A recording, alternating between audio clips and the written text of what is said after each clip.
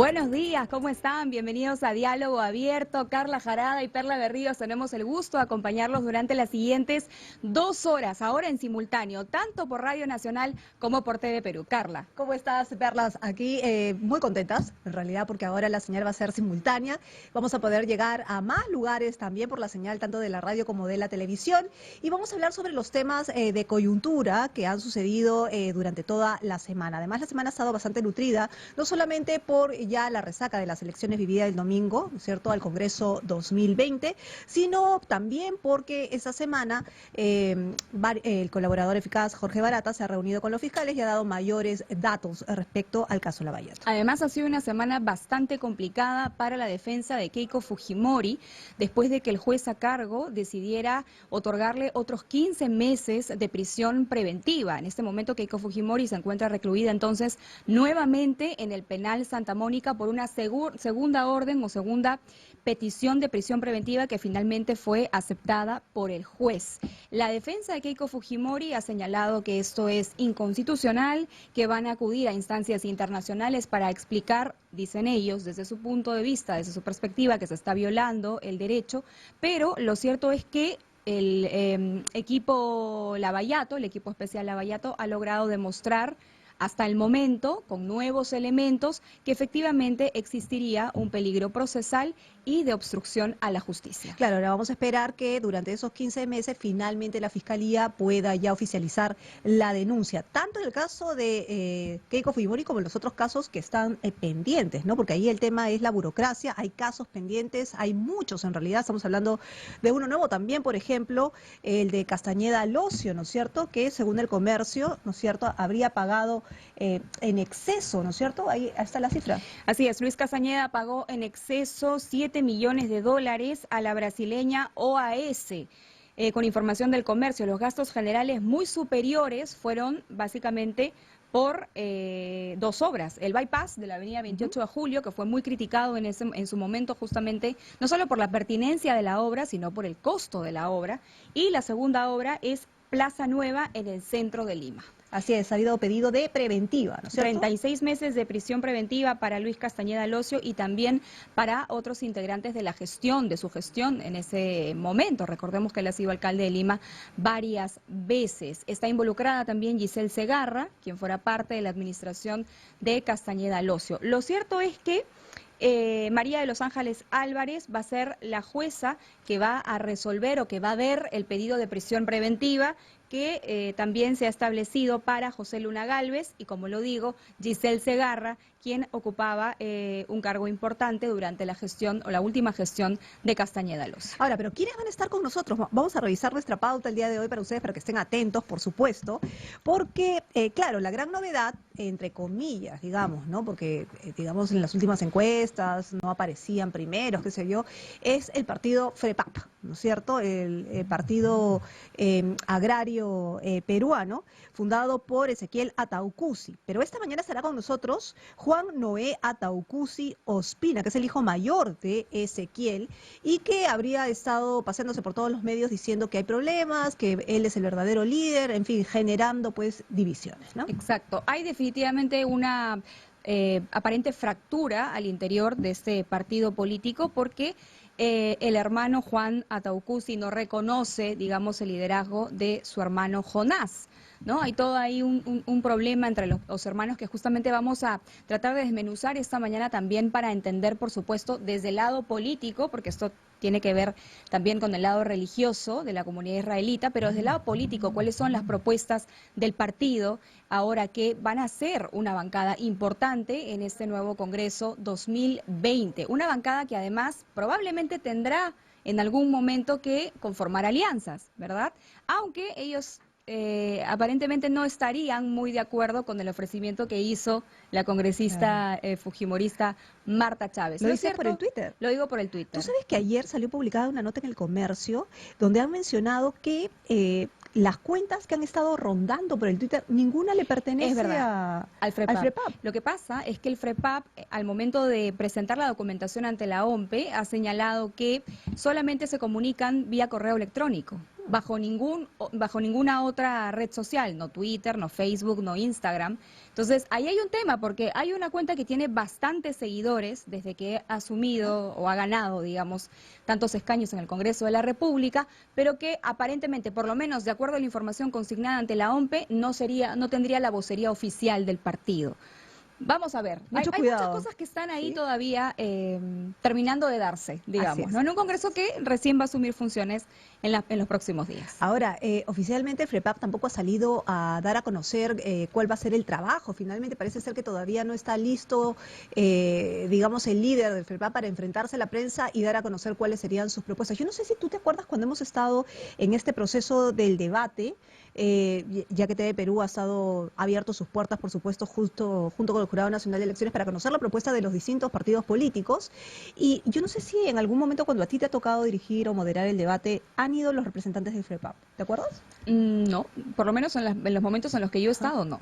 A mí, por ejemplo, me tocó efectivamente que fuera un candidato del FREPAP y no fue. No fue. Entonces, y creo que a varias personas le ha tocado lo mismo, ¿no? Si bien han ido algunos y se han dejado conocer algunas propuestas, como el tema de la inmunidad parlamentaria, hay otros que desistieron de ir a debatir. De hecho, hay una importancia que ellos le dan al desarrollo agrario en nuestro país. Es una de las propuestas más fuertes del FREPAP que ellos van a tratar de impulsar, ¿no es cierto?, en este Congreso que recién empieza en breve. Así que vamos a ver finalmente cuánto se logra avanzar, porque es un Congreso de tiempo corto, pero que tiene una importancia bastante grande, teniendo en cuenta que hay muchas reformas políticas y judiciales que se quedaron en el tintero en la legislación anterior, y este Congreso llega justamente para completar el periodo faltante. Ahora, no quiero dejar de mencionar, Carla, mientras nuestro entrevistado ya se va ubicando, como Carla lo anunció, está con nosotras Juan Ataucusi Ospina, hijo de Ezequiel Ataucusi, con quien vamos a conversar en extenso, pero la situación de Luciana León, ahora que estamos hablando del nuevo Congreso, la comisión permanente, ella es todavía integrante de la comisión permanente, ha sido involucrada en una investigación bastante importante sobre tráfico de influencias, crimen organizado, entre otros delitos, y justamente el día de ayer se aprobó el pedido de impedimento de salida del país para Luciana León por 36 meses. A ella se le imputa el ser supuestamente un brazo político de la organización criminal Los Intocables Ediles, que lideraba el exalcalde de La Victoria, quien además está preso. Así es. Ese es un tema, y los otros dos temas que vamos a tratar, por supuesto, tienen que ver con la educación por los decretos de urgencia dados por el Ejecutivo, y el otro tema importante es el coronavirus, que a la gente no tiene muy claro cómo se tiene que cuidar. Así que alerta, ¿no es cierto? Para empezar ya con nuestro invitado, ¿no es cierto? Que ya está listo. Ya se encuentra en nuestros estudios Juan Noé Ataucusi Ospina, hijo de Ezequiel Ataucusi. Le damos la más cordial bienvenida. Gracias por estar con nosotras esta mañana en Diálogo Abierto. Buenos días, les agradezco. Buenos días. Les agradezco por la invitación. Y es más, siendo una agenda nacional, estamos aquí cumpliendo con la invitación y estamos a sus órdenes. Yo quisiera empezar preguntándole, ¿cuál es su participación al interior del FREPAP? ¿Cuál es su cargo oficial? No tengo participación en el partido político del FREPAP. Ninguna. Ninguna. Entonces, ¿por qué ahora menciona que, digamos, ¿por qué este conflicto con su hermano? No hay conflictos. El tema es como estamos abocados en la reestructura que lo denominamos restauración, conciliación, y lo venimos trabajando desde el año pasado. ¿Quiénes? Legalmente, ¿no? Jurídicamente, lo venimos trabajando, se está trabajando. Pero el tema de regularizar la institución lo venimos trabajando desde el 2000. A ver, pero para dejarlo claro, su hermano es el líder, el Mesías de FREPAP. Dicen que él es Dios, lo dicen que es el Hijo del Hombre. Claro, pero termino con la pregunta. Y usted menciona que no, o sea, lo desconoce y dice que están en una reestructuración, si me permite, y que están en una reestructuración. ¿Quiénes están en la reestructuración? Toda la congregación que fundó Ezequiel Ataucusi Gamonal. La congregación religiosa, claro, no el FREPAP. No el FREPAP. Ya. Entonces el cuestionamiento es a lo religioso, no a lo político. No a lo político. Mira, yo no puedo hablar del FREPAP porque no tiene ya la esencia de Ezequiel Ataucusi Gamonal. Ajá. Porque él fundó el partido y Jonás y su cúpula han vuelto a inscribirse como fundadores. Y ya inclusive se han descaminado de los principios. Usted le ha visto, no han hablado de las dos estrategias políticas bíblicas en ningún momento. Ahora, pero si nos remontamos al inicio, yo quiero irme a los años 90 por ahí, su padre dejó un documento donde reconocía a su hijo Jonás como efectivamente la cabeza, no solamente del movimiento religioso, 1990. sino... Exacto, no solamente del movimiento religioso, sino también del partido político. Y en declaraciones iniciales, cuando usted era mucho más joven, usted también dice lo mismo. Dice, efectivamente, yo reconozco el liderazgo de mi hermano, tenemos que apoyarlo, es el deseo de mi padre, tiene muchos valores. Es una declaración del 2000. ¿Qué cambió de ese momento a la fecha? Porque en todo caso no estarían respetando, usted, digo, la voluntad de su padre. Mira, cuando no soy mi persona cuando usted me dice que yo estoy de acuerdo, esa es la versión de mi hermano mayor, Leoncio Ataucusi. No, usted también. No, usted también lo ha dicho. ¿Sí? Mi declaración fue así. Mi hermano va a llegar en algunos instantes que daremos una versión oficial. Nos dejaron hacer la reunión, no nos dejaron. Le voy a decir lo que usted textualmente dijo en aquella época. Yo lo reconozco a él como el Mesías por sus virtudes. No. Lo tenemos en video. Ese es en el tema de mi padre. Claro, cuando su padre lo nombra a él como el sucesor.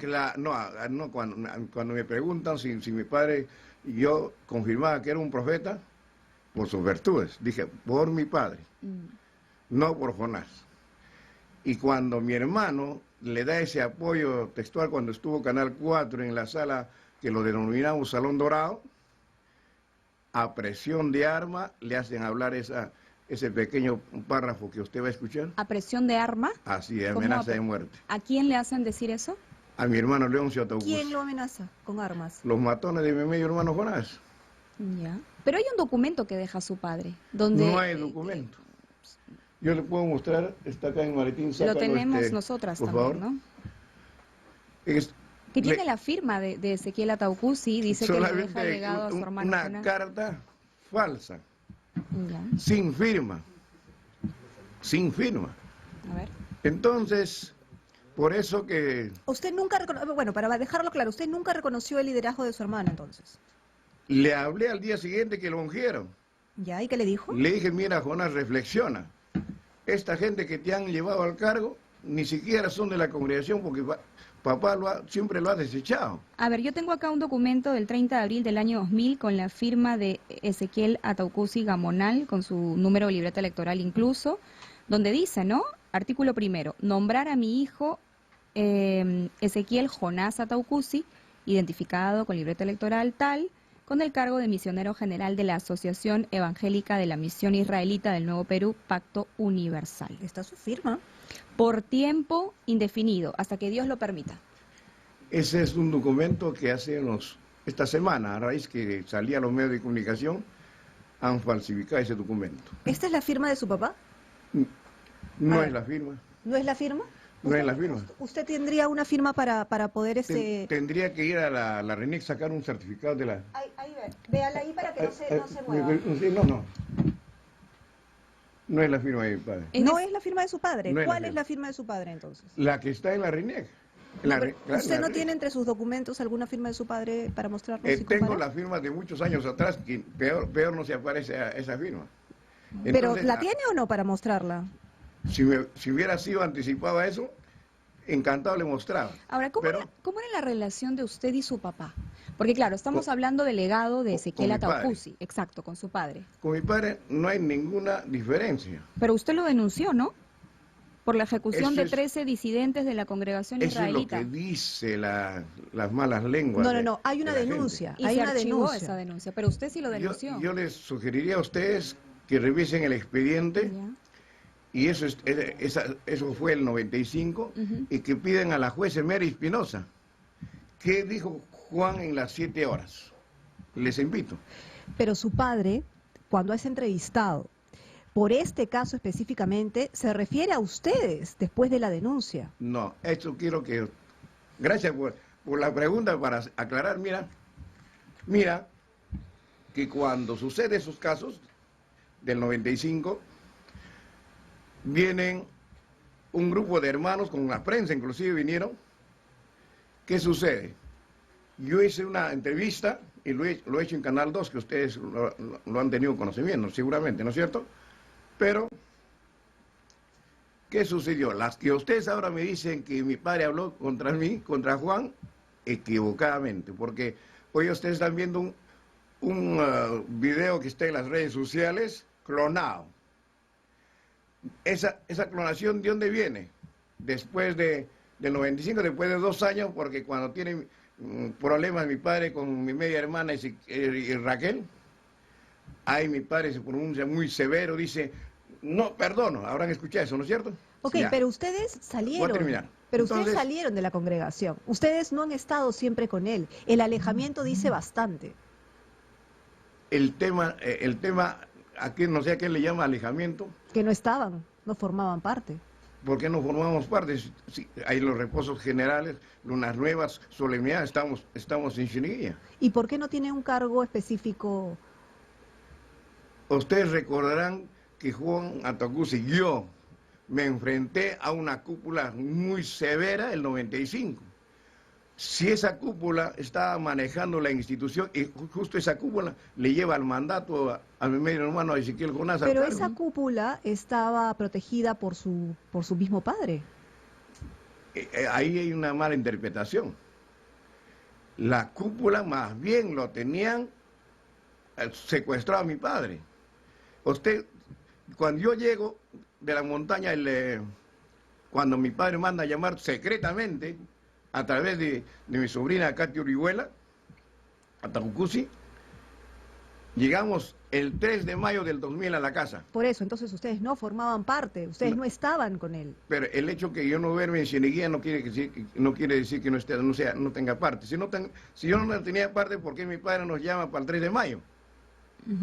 Nos llama para el 3 de mayo, ¿y qué había pasado? Esta cúpula ya le había empezado a aplicar sedante a mi padre. Y con sedante vas a dominar a cualquier persona. Ahora, entonces, ¿usted nunca denunció a su papá? No, no, ¿Fue invento de la prensa? no, la prensa no. La prensa recibió información falsa, eso sí hay que afirmarlo. Ese es el tema. ¿De quién? De los que se esconden en la sombra, de los que se pronuncian en la oscuridad. Ahora, ¿cuál es su objetivo, señor Juan Atacusi? ¿Qué es lo que usted busca ahora? Tenemos un solo objetivo, pero antes quisiera poner en conocimiento, discúlpame que le solicite este espacio. Hace unos días tuve una invitación en Canal 9, en el programa de la señora Juliana Oxenford,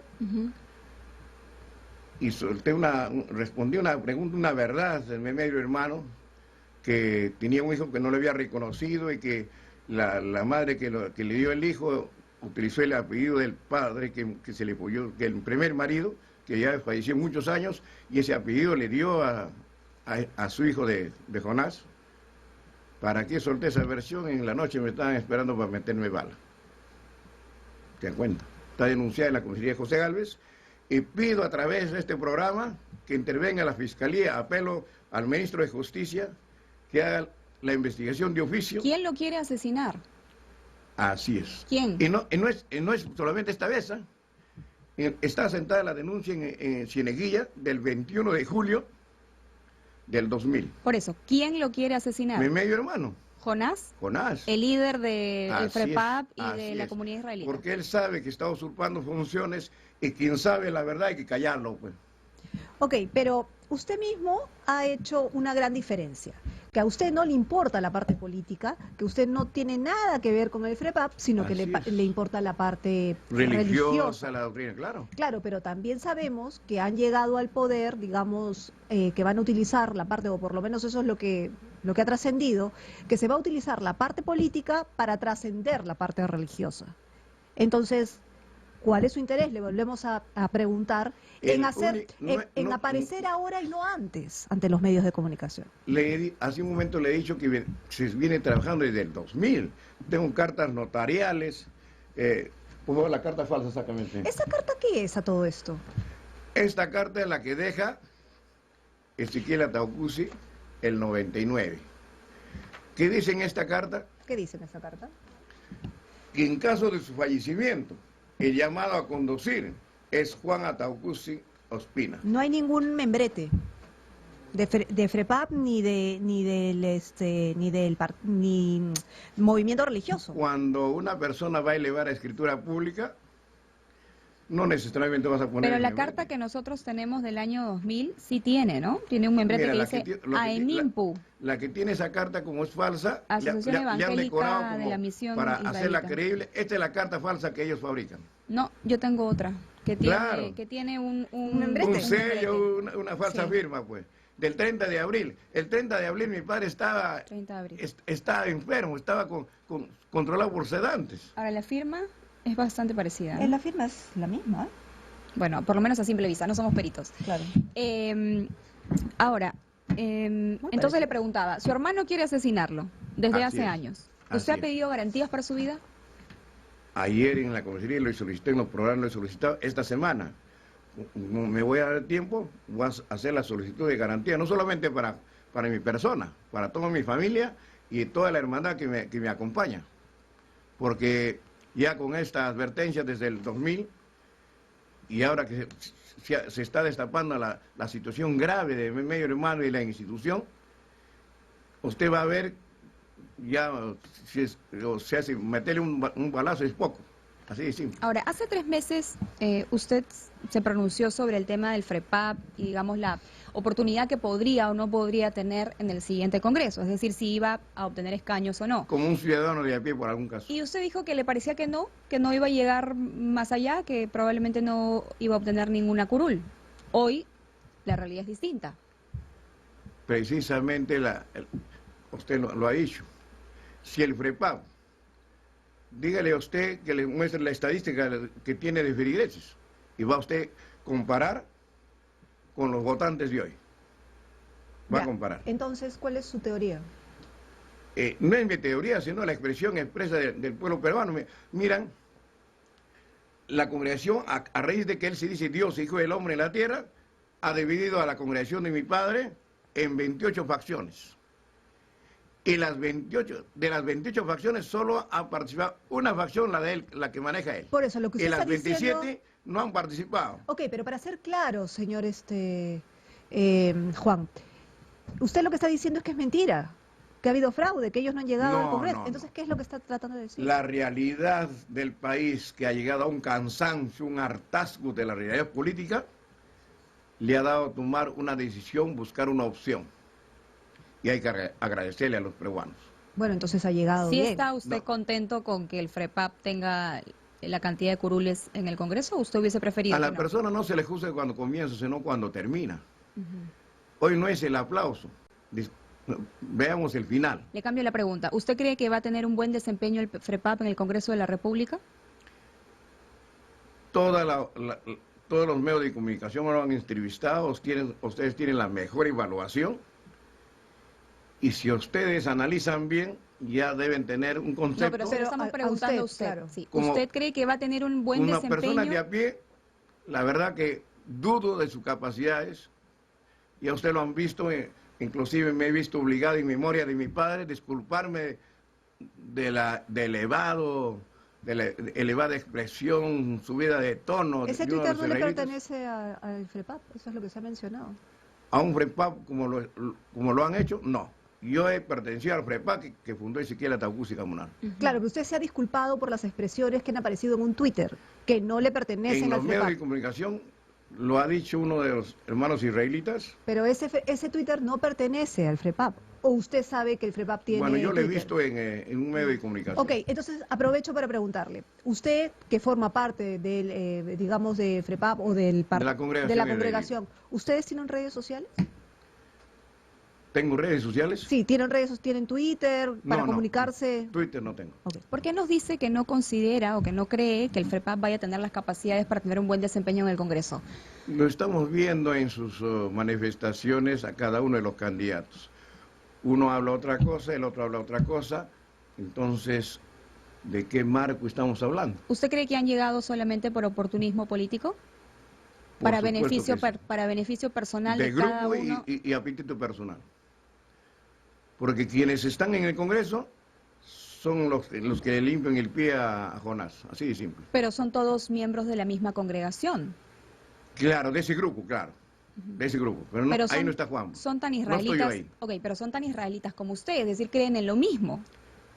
Le recuerdo cuando el Señor Jesús en el libro de Evangelio capítulo 23, versículos 1, 2, 3 y 4, cuando le dice al pueblo israelita, al pueblo judío, miren la cátedra de Moisés, que están en manos de los fariseos y saduceos. Dicen y no hacen. Están así ellos, dicen y no hacen. Ellos dicen que van a hacer.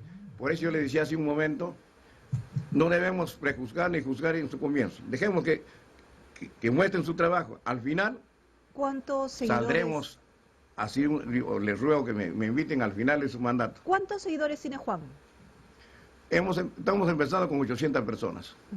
Entonces está refundando usted Reconocido jurídicamente empezado de octubre del año pasado. ¿Dónde está tu hermano Jonás? Porque ayer tu hermana Raquel ha dado una entrevista donde dice que no sabe de él hace 2 años, que teme que esté desaparecido hace 2 años. Mira, Raquel nunca va a responder lo legal porque ella nunca participó ni siquiera en la sesión de familia. Jonás no la ha dejado participar en la sesión de familia, por tanto es una versión equivocada la que puede dar.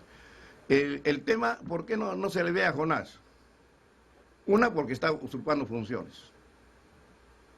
2, porque ha armado un grupo de fanáticos y les ha dicho, ya les voy a ungir como saiyajines y van a predicar que yo soy Dios y hijo del hombre. Y como la realidad es otra, la hermandad le ha abandonado, esa vergüenza le tiene enterrado en la profundidad. Ese es el tema de fondo. Muy bien, muchísimas gracias Juan Noé Ataucusi Ospina por haber venido a Radio Nacional, a Diálogo Abierto, para darnos su punto de vista respecto a ese tema. Y lo último, que también queremos saber qué va a hacer, o sea, al respecto, qué va a hacer ahora. Más bien le suplicaría, si me harían el favor, darme una copia de repente a través de una secretaría, la carta que me muestran ustedes firmada de mi padre. Me sería honroso tener esa... Ahora vamos a hablar con el Seguramente productor. Producción puede Pero ¿qué va a hacer proporcionarle ahora? O sea, ¿qué acciones legales va a tomar? ¿Qué es lo que va a hacer? Bueno, lo que la Constitución nos faculta, lo que el Código Penal nos faculta, esa la haremos. ¿Qué significa eso? ¿En qué acción penal? En la buena interpretación, el uso de mis derechos. Pero ¿cuáles son sus derechos? O sea, ¿qué es lo que va a hacer? Mis derechos, hoy soy misionero general de la Asociación Evangélica, la Misión Israelita Nuevo Pacto Universal. Aquí les invito a que revisen, están las obras literarias. O sea, ¿quiere como darle un golpe de estado a su hermano? No, tengo un orden legal. Aquí está la documentación de la obra literaria. Les invito a que lo revisen, ustedes. He hecho el traslado de la obra literaria y me da la facultad Indicope de representar a Ezequiel Ataucusi Gamunal. Pídanle ustedes a ver una representación de Indicope que muestre Jonás. Bien, muchas gracias. No la tiene. Les agradezco infinitamente y les vuelvo a decir a mis hermanos de todo el Perú, unámonos. Ha llegado la restauración, mis queridos hermanos, en el nombre en el nombre del Eterno, del Todopoderoso. Si su Gracias. hermano lo llama para unirse, ¿usted limas perezas con su hermano o no? Si se acerca, la Escritura lo dice, si la persona se acerca prestamente y te dice perdóname, hay que perdonarlo. Bien. Juan Ataucusi Ospina, hijo de Ezequiel Ataucusi, conversando esta mañana con nosotras en Diálogo Abierto. Recuerde que estamos en simultáneo, tanto por TV Perú como por la señal de Nacional FM 103.9. Pausa, Carla. Volvemos con más.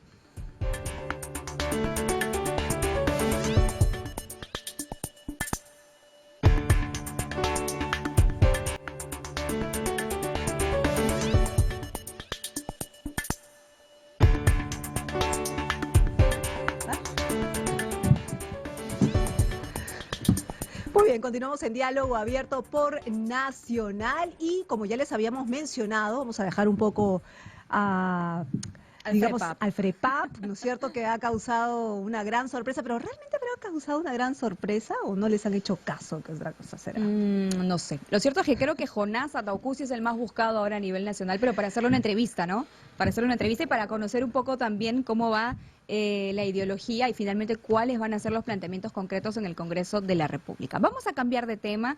Ya se encuentra en nuestros estudios Ernesto de la Jara Basombrío, bienvenido. Él es fundador de IDL y profesor también de la Universidad Católica. Muy buenos Buenos días. días, muchas gracias por la invitación.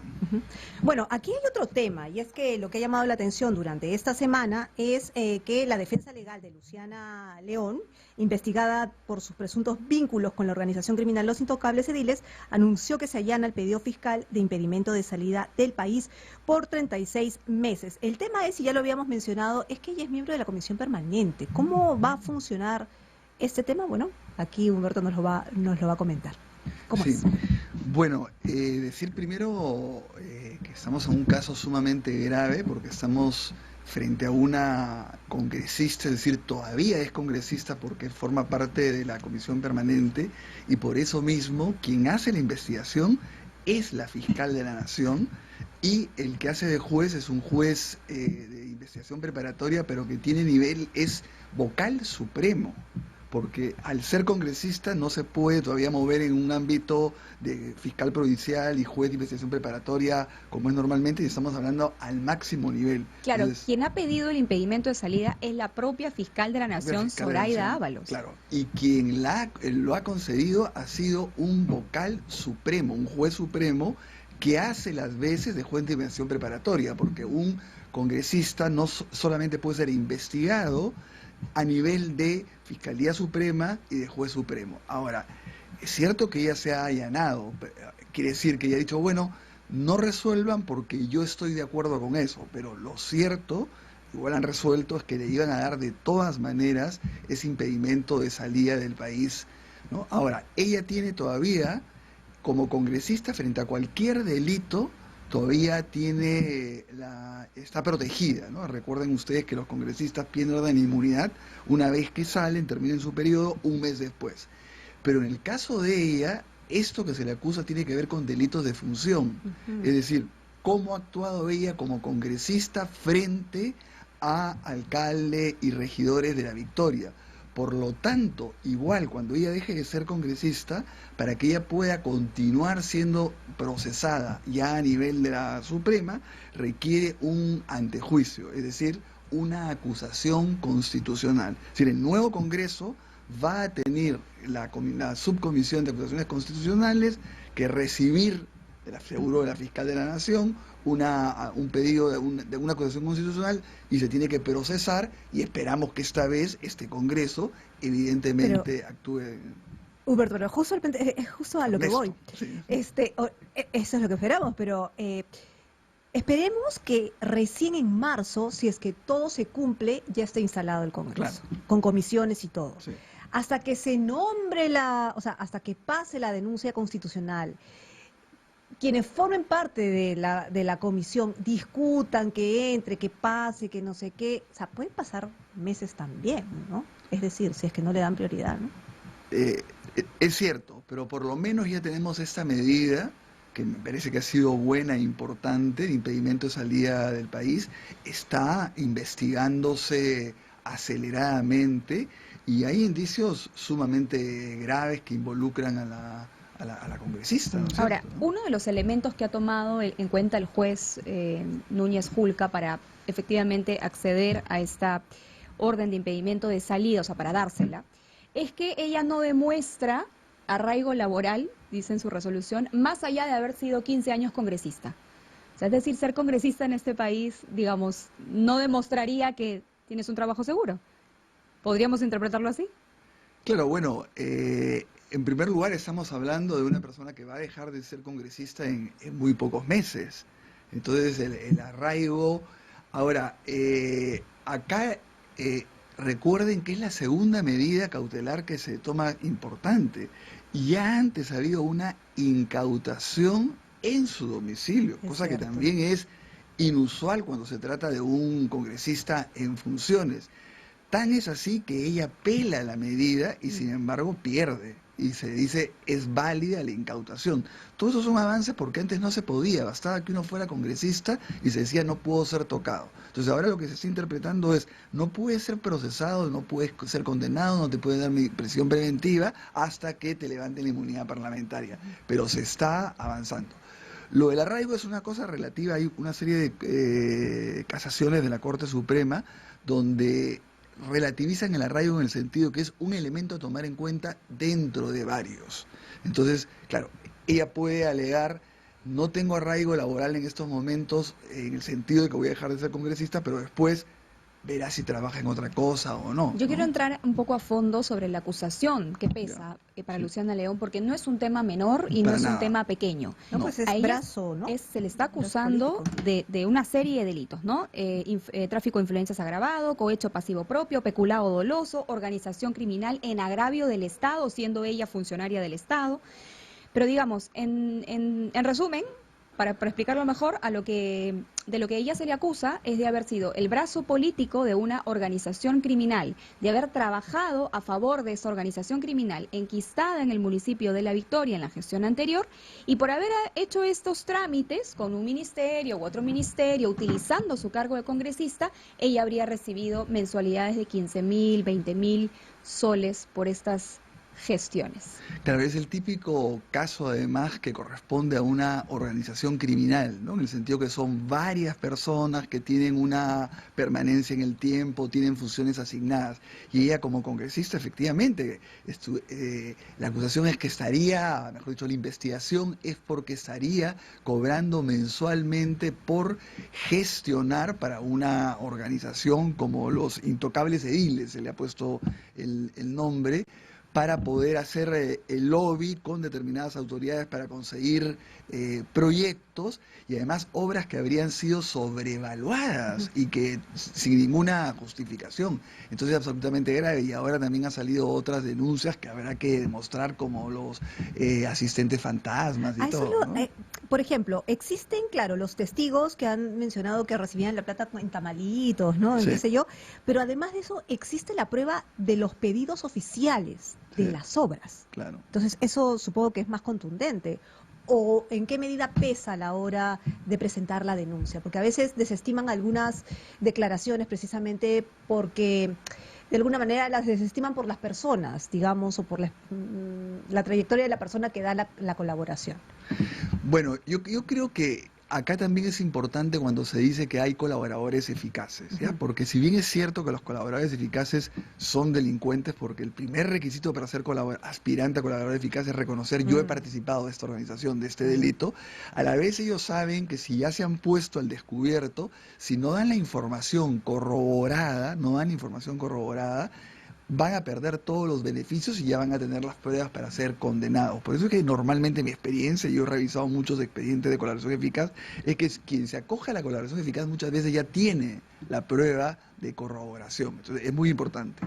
Ahora, claro, la defensa de los que son imputados normalmente, acuérdense, en el caso de los Avengers, van a decir, todos los congresistas vamos y tocamos las puertas para ayudar a la población.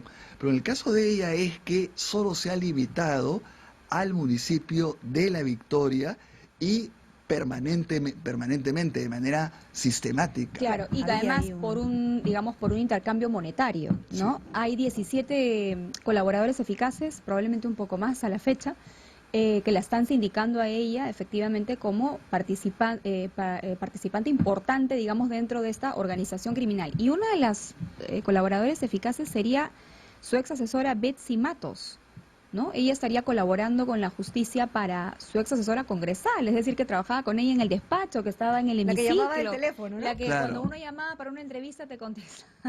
Entonces, ella también estaría involucrada en esto porque habría sido la gran gestora, por lo menos por lo que se ha escuchado en los audios, de las reuniones, ¿no? Entre Luciana León y los representantes de la Municipalidad de La Victoria en ese momento corrupta. Claro, por eso es que el mecanismo de la colaboración eficaz, si bien es un mecanismo perverso, ¿no es cierto? Porque de alguna manera beneficias al delator, pero lo que pasa es que es el delator de un delincuente, eso hay que entenderlo, ¿no? No estás hablando de una persona que traiciona a un amigo por algo correcto, no.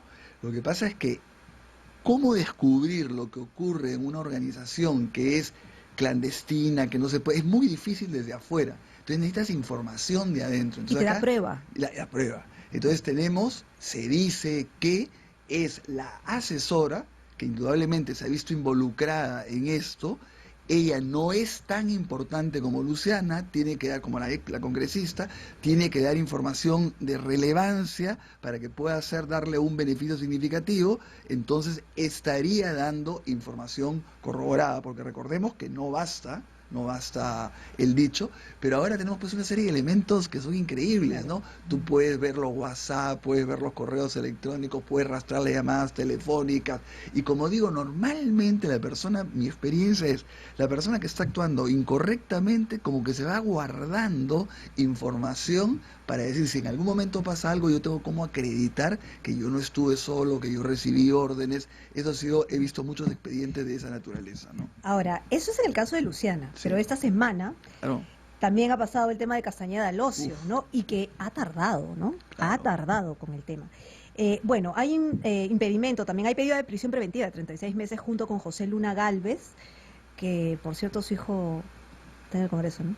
Ex congresista y fundador del partido Podemos Perú, y Giselle Segarra, ex gerente de la promoción de inversión privada de la Municipalidad de Lima, ¿no es cierto? Entonces, ¿eso también qué significa? Porque hay un nuevo dato que también ha sacado el comercio, donde habla de dinero, de más dinero del que se había establecido. ¿Eso qué implica? ¿En qué lo pone a Castañeda? Ya. Primero hay que tomar en cuenta que ellos ya estaban también con impedimento de salida del país. O sea, no es que no se hubiese hecho nada, es cierto que habían tantos elementos que uno decía, ¿por qué no se avanza más en el caso de Castañeda Locio, ¿no? Pero ya estaban todos con impedimento de salida del país. Entonces, esto quiere decir que el Ministerio Público, el equipo especial, ha visto que hay nuevos elementos que ya le permiten sustentar ante un juez de investigación preparatoria, que ya sí se dan los elementos de convicción de delitos gravísimos, también organización criminal, lavado de activos, todo. En segundo lugar, los está acusando diciendo que hay peligro de fuga y peligro de obstaculización en los tres casos. Y acá también contamos con un colaborador eficaz, estrella, por decirlo de alguna manera, porque además, por lo que yo he escuchado en los medios, colaborador que es Bustamante, él ha autorizado que se levante la reserva. ¿Es el hombre de confianza? ¿O era el hombre de confianza? Brazo derecho totalmente, el que ha participado absolutamente de todo, y además el que dice que recibía la plata de OAS, o $480.000, y que él iba y llevaba la plata donde Luna a los locales de Telesub y daba este dinero. Entonces ahí, por ejemplo, vamos a jalar cuántas veces fue Luna a la Universidad de Telesub, está el ingreso, no está el ingreso, recibió y todo. Pero también tenemos pruebas pues contundentes e indudablemente, y ahora no se puede decir pues que hay un sesgo solamente a Keiko Fujimori, sino que estamos viendo que los fiscales cada vez que pueden están recurriendo a medidas que permiten el ordenamiento jurídico. O sea, porque la prisión preventiva debe ser excepcional, es cierto, hay que tener cuidado con eso, pero a la vez es un mecanismo que está previsto en el ordenamiento jurídico cuando justamente lo que quieres hacer es evitar o que se fugue la persona, o en segundo lugar que obstaculice, y personas que tienen pues mucho poder político, económico, mediático, ¿no? Ahora, y el papel que habría jugado Giselle Segarra es también importante dentro de la estructura, por lo menos como lo ha planteado el Ministerio Público, ¿no? Ella habría sido la persona que ejecutó funciones a favor de Luis Castañeda Locio como alcalde, pero también en el tema particular y muy personal en el que se está viendo este pago en exceso de $7 millones a OAS. Habría sido la coordinadora, ¿no? La gran coordinadora entre los requerimientos del entonces alcalde y la empresa presuntamente corrupta, por lo menos a decir de la tesis de la Fiscalía. Así es. O sea, la Fiscalía pone a Giselle Segarra un papel también clave, importante, no secundario, no un papel... Yo la he visto ayer en los medios de comunicación y ella ha negado absolutamente todo, ha dicho que la última etapa fue asesora externa, que más bien tenía un mal vínculo con el alcalde y no sé cuántos, pero indudablemente habrá que ver, porque como decimos acá hay información muy importante, muy de cerca, ¿no? Entonces... es bien importante ver la audiencia. Ya yo he estado revisando el requerimiento y hay elementos bien consistentes, la verdad, bien consistentes, y creo que hay que tomar en cuenta lo siguiente, ¿no? O sea, el peligro de fuga y el peligro de obstaculización cuando se tratan de organizaciones criminales. Yo siempre digo, la palabra criminal a veces confunde porque la gente cree que estamos hablando de una organización que necesariamente tiene que matar con sicarios, que hay muertos, y uno dice, pero Castañeda, ¿quién ha matado? No. Lo que se refiere es simplemente cuando es una organización de más de 2 o 3 personas que tienen permanencia, que tienen división de funciones, que cometen actos ilícitos. Eso se llama una organización. La estructura. Una estructura, que no actúas como individuo ni como una suma de individuos, ¿no es cierto?, sino como una organización, es lo importante. Entonces, cuando esta organización está conformada por gente muy importante, como exalcaldes, expresidentes de la República, las posibilidades de obstaculización o de fuga se multiplican, se vuelven mucho más sofisticadas, por decirlo. En el caso de Keiko Fujimori, que se le acusa como parte de la obstaculización de reuniones con Inostroza, reuniones con Chávarri para lograr determinadas cosas que iban a impedir que fuera procesada, eso no lo puede hacer una banda de robo de celulares, pero sí lo podía hacer, ¿no es cierto?, una persona que controlaba una bancada de 73 congresistas. Y esto nos permite entrar al tema de Keiko Fujimori, que también se ha visto esta semana. Sí, pero antes de entrar a lo de Keiko, que también tiene que ver con lo de Keiko, y es, tú mencionas, Ernesto, el tema de la organización criminal y de la obstrucción, ¿no es cierto? ¿Cómo no preocuparnos por la obstrucción si tenemos a Luna, que acaba de meter a su hijo al Congreso y que los partidos igual tienen representantes en el Congreso y que de alguna manera van a hacer bulla? Porque claro, nosotros pensamos bien, queremos pensar bien y de que este Congreso va a trabajar por los temas importantes, pero hay algunos que están intentando hacer bulla, ¿no es cierto? Bulla, digamos, ruido político en relación a los procesos que hay en paralelo a estas personas, ¿no? Caso Castañeda, caso Luna Gálvez, caso Keiko Fujimori, caso... También puede ser Luciana, aunque ya no hay representantes, ¿no? Claro, a ver, por un lado es muy positivo que ya no tengamos a esta mayoría abrumadora que era la fujimorista, que en alianza con el APRA obstaculizaban y blindaban una serie de actos que podían ayudar en la lucha contra la corrupción. Eso ya no va a ocurrir, pero a la vez tenemos representaciones que todas tienen de alguna manera problemas penales, que ya lo van anunciando. Es decir, los de Unión por el Perú dicen que van a presentar la ley de amnistía para Antauro Humala. Indudablemente Podemos tiene el problema, ¿no es cierto?, de un congresista que es el hijo, nada menos, de la persona que está siendo investigado y procesado por algo gravísimo vinculado al alcalde. También va a tratar seguro de usar su poder para mantener determinados privilegios a nivel del Ministerio Público, del Poder Judicial. Entonces no deja de ser un problema que también se presentan con esas bancadas. Ahora esperemos que las otras bancadas puedan neutralizar ahora. La fragmentación ahora es positivo porque no permite que haya un blindaje como el que hubo cuando había pues una mayoría abrumadora de la gente que tenía personas vinculadas penalmente, ¿no? ¿Y cómo explicarías la asunción del FREPAP en este Congreso? Teníamos más temprano a Hannah Toukusi y él decía, ha habido un descontento de la población por tantos casos de corrupción y entonces esto le ha valido al FREPAP la posibilidad de llegar al Parlamento. ¿Esa es tu lectura? Bueno, a ver, en primer lugar yo creo que ha sido verdaderamente una sorpresa para todos, porque ahora también uno ve los análisis en los medios, en las redes, entonces se divide entre los que dicen yo sí la vi porque yo dije, porque no dije, no. O sea, yo creo que nadie la vio, ni del FREPAP, ni de Humala, ni de nadie. Ya. Eso por un lado. En segundo lugar, una cosa, yo distingo lo que es la comprensión, la pregunta, por ejemplo. Yo creo que tiene que ver indudablemente con cargo de profundizar, porque quiere decir que no hemos estado mirando algo que es al margen de la connotación que uno tenga, de la valoración que uno tenga, existe en el país, es parte del país y ha logrado esta votación que hay que respetar. Además, como dice el dicho, la democracia se goza y se sufre. Esos son los resultados que hay que respetar. Entonces, indudablemente ahí se ha expresado un voto que ha salido del voto de la gente que estaba indecisa, del nulo y blanco porque se ha reducido, que han optado por el FREPAP, que han optado por Unión por el Perú de Humala. Entonces, indudablemente expresa un sector que no ha querido votar por nada de lo conocido, porque el FREPAP, si bien no es nuevo, porque ya lo hemos visto en el Congreso, indudablemente no estaba en la tribuna política en esos momentos. Y quiere decir que tiene una cierta presencia en determinados lugares que se está viendo que no es tampoco donde se dice, porque todo el mundo decía, lo que pasa es que hay que tomar en cuenta que ellos el trabajo que tienen las comunidades de la selva, andinas, cuando la votación en gran parte viene de Lima, ¿cierto? O sea, que está en Lima. Ahora, en términos de la valoración sobre el FREPAP, ahí también yo veo dos posiciones que había que tener un cierto cuidado. El sector que comienza a idealizar al FREPAP, ¿no es cierto? El sector que comienza a decir, por lo menos son honestos, son religiosos, son nuevos, vamos a ver.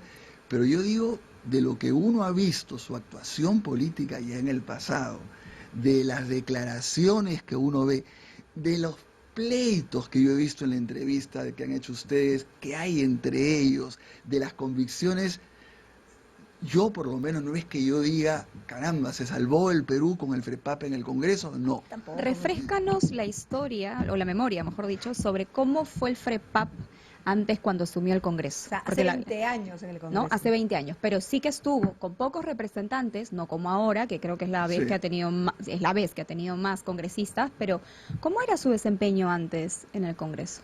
Bueno, primero, desempeño ninguno, en el sentido que no fue ningún congresista que destacara por iniciativas, por debates, ninguno. En segundo lugar, también se vio, eran muy pocos, creo que eran 2, 3, se pelearon entre ellos, sus intervenciones, también su presencia, es una cosa que yo digo, yo respeto las convicciones religiosas de todas las iglesias, todo el mundo tiene derecho a tener su convicción religiosa, pero a mí no me gusta esta mezcla entre religión y política, yo creo que es sumamente peligrosa, ¿no? Un movimiento que dice que quiere un Estado teocrático, que ve las cuestiones de género, de identidad sexual desde un punto de vista religioso, a mí me parece peligroso. Entonces, el recuerdo es, también hubo acusaciones de corrupción contra ellos, entonces, no es, lo que quiero decir, como en todos los casos, hay que ver los hechos, indudablemente, ver cómo van a actuar, pero sí digo, yo hubiese preferido otra representación. No creo que es para decir estamos salvados, porque literalmente salvados, porque ha entrado este sector del FREPAP. Yo no creo que sea discriminación, por ejemplo, el decir me permito dudar de cuál es la capacidad de aporte de los miembros del FREPAP. O sea, lo digo sinceramente. Ahora, ojalá, como digo, no creo, pero ojalá que haya un milagro y tengamos pues unos representantes, porque es cierto que en algunos puntos, por ejemplo, plantean ir contra la inmunidad parlamentaria, sí, plantean ir contra la corrupción, sí, vamos a ver que eso prime, ¿no? Me preocupa muchísimo ya comenzando el pleito que hay entre ellos, es impresionante. Que no queda claro, ¿no? Fuerza Popular, Keiko Fujimori, ¿no? Sin duda, todo lo que se ha venido conociendo, gracias a la investigación del equipo especial Lavallato, ha sido un golpe para esta organización política, no se puede negar, de ser una bancada mayoritaria con más de 70 congresistas, me parece que tienen 13, 12, algo así. Creo no son ni la segunda fuerza, me parece que son la cuarta en el Parlamento, sí. ¿Verdad? Entonces hay una consecuencia en lo político, por lo menos en lo inmediato. Aún así, la imagen de Marta Chávez ha sido poderosa, digamos, para poder tener ese arrastre, por lo que ella significa también dentro del partido y el fujimorismo más de Alberto, ¿verdad?, que de Keiko. Pero esta semana Keiko Fujimori ingresa nuevamente a prisión por un segundo pedido de prisión preventiva. Y han salido distintas voces a decir cosas como, yo jamás votaría por Fujimori, pero me parece que lo que están haciendo con Keiko es un exceso. Yo no estoy de acuerdo, pero gente que definitivamente sí puede apuntar, digamos, los pecados, por decirlo de alguna manera, de la organización política, pero que ven con malos ojos el tema de la prisión preventiva, porque es una segunda vez, porque dicen que se está investigando hace 4 años. Otras voces un poco más a favor mencionan como argumento que el Tribunal Constitucional desestimó ello, sin embargo hay uno. Pero claro, lo que se olvidan es que hay nuevos elementos de prueba. Y este punto a mí sí me parece importante porque es en base a esos elementos que finalmente se ha dado esta decisión judicial. Ajá. A ver, varios comentarios sobre lo que usted dice, que me parece muy importante, ¿no? Uno es que uno de los grandes castigados en estas elecciones ha sido Fuerza Popular. No tanto como el APRA, que no ha pasado la valla, pero digamos, pasar de 73 congresistas a 13 congresistas es un golpe, o sea, indiscutible. O sea, esta explicación de Marta Chávez de que aún así no creo que no. O sea, simplemente 73, 13 está clarísimo, ¿no? En segundo lugar, es cierto que tiene que ver con Keiko Fujimori, pero no es que haya habido un complot contra Keiko Fujimori, es Keiko Fujimori la que se ha puesto en esa situación. ¿Acaso quién es la persona barata, dice que le ha dado plata a Keiko? O sea, Keiko es la que ha recibido la plata, la organización. ¿Quién ha tenido que reconocer después de haber dicho que había declarado toda la OMPE y que había bancarizado todo y de pronto se descubre que 3.650.000 de Dionisio Romero, del grupo Gloria, En maletines, sin bancarizar, sin a bancarización? espaldas de la Ok, OMPE. pero acá hay un Ya. tema. Hay muchas cosas que son obvias y evidentes, pero no hay una acusación formal, y eso es lo que preocupa. Tanto es así que la Fiscalía ha tenido que pedir otros 15 meses, 18, pero se les ha dado 15, para que les den tiempo de hacer esta nueva, hacer una acusación por la carga, ¿no? Se viene Castañeda, se viene Luna, son muchos casos. Y necesitan tiempo para poder organizarse y hacer la acusación. Pero lavado de activos, ¿no es cierto?, entra también dentro de este proceso. Se puede probar, que creo que es lo más difícil de probar, ¿no? A ver, bueno, primero, es decir, todos estamos de acuerdo en que ahora los fiscales lo que tienen que hacer es pasar a la etapa de acusación en todos los casos, ¿no es cierto? Ahora, a la vez hay que decirle a favor de los fiscales, hay que tener cuidado, por ejemplo, la Comisión Interamericana acaba de sacar un informe que se llama Corrupción y Derechos Humanos, que no ha sido muy comentado porque, por ejemplo, ahí no se dice que hay un abuso de la prisión preventiva en la lucha contra la corrupción, que podría haberlo dicho, y sin embargo no lo dice. Por ejemplo, sí dice que hay un peligro frente a los jueces y fiscales, frente a los periodistas, pero no dice hay un abuso de la prisión preventiva, eso es una cosa muy importante. Pero dice, deben ser plazos razonables. Y a la hora de poner los plazos razonables dice, no se puede establecer una cosa absoluta, sino depende de varios criterios. Y pone los criterios. Entonces, un primer criterio es la complejidad del caso. Y efectivamente son casos pues sumamente complejos, son casos de organizaciones que tienen que ver con dineros que vienen de empresas de otros países, colaboraciones eficaces. En segundo lugar, tiene que ver con el comportamiento de la otra parte. Entonces vemos, a ver, ¿por qué ha tenido que incorporar nuevas declaraciones en este pedido de prisión preventiva que en realidad no es un nuevo pedido de prisión preventiva, porque lo que ha interpretado el Ministerio Público es que el Tribunal Constitucional ha declarado nulas las resoluciones judiciales, pero no el requerimiento de prisión preventiva. Entonces lo que ha hecho es mantener sus elementos de convicción y agregar otros nuevos elementos de convicción. Claro. Entonces ha presentado pues nueva información. No había la información de Jorge Yoshiyama, no se había descubierto lo de Dionisio Romero. Son cosas nuevas que tienes que presentar, lo cual ha hecho que se crean, porque eso involucra ya cuando Keiko Fujimori era congresista. Entonces eso hace que el caso nuevamente tenga que investigarse más, ¿no es cierto? Ahora, frente a la prisión preventiva, como yo digo, han presentado primero un montón de elementos de convicción sobre una serie de delitos.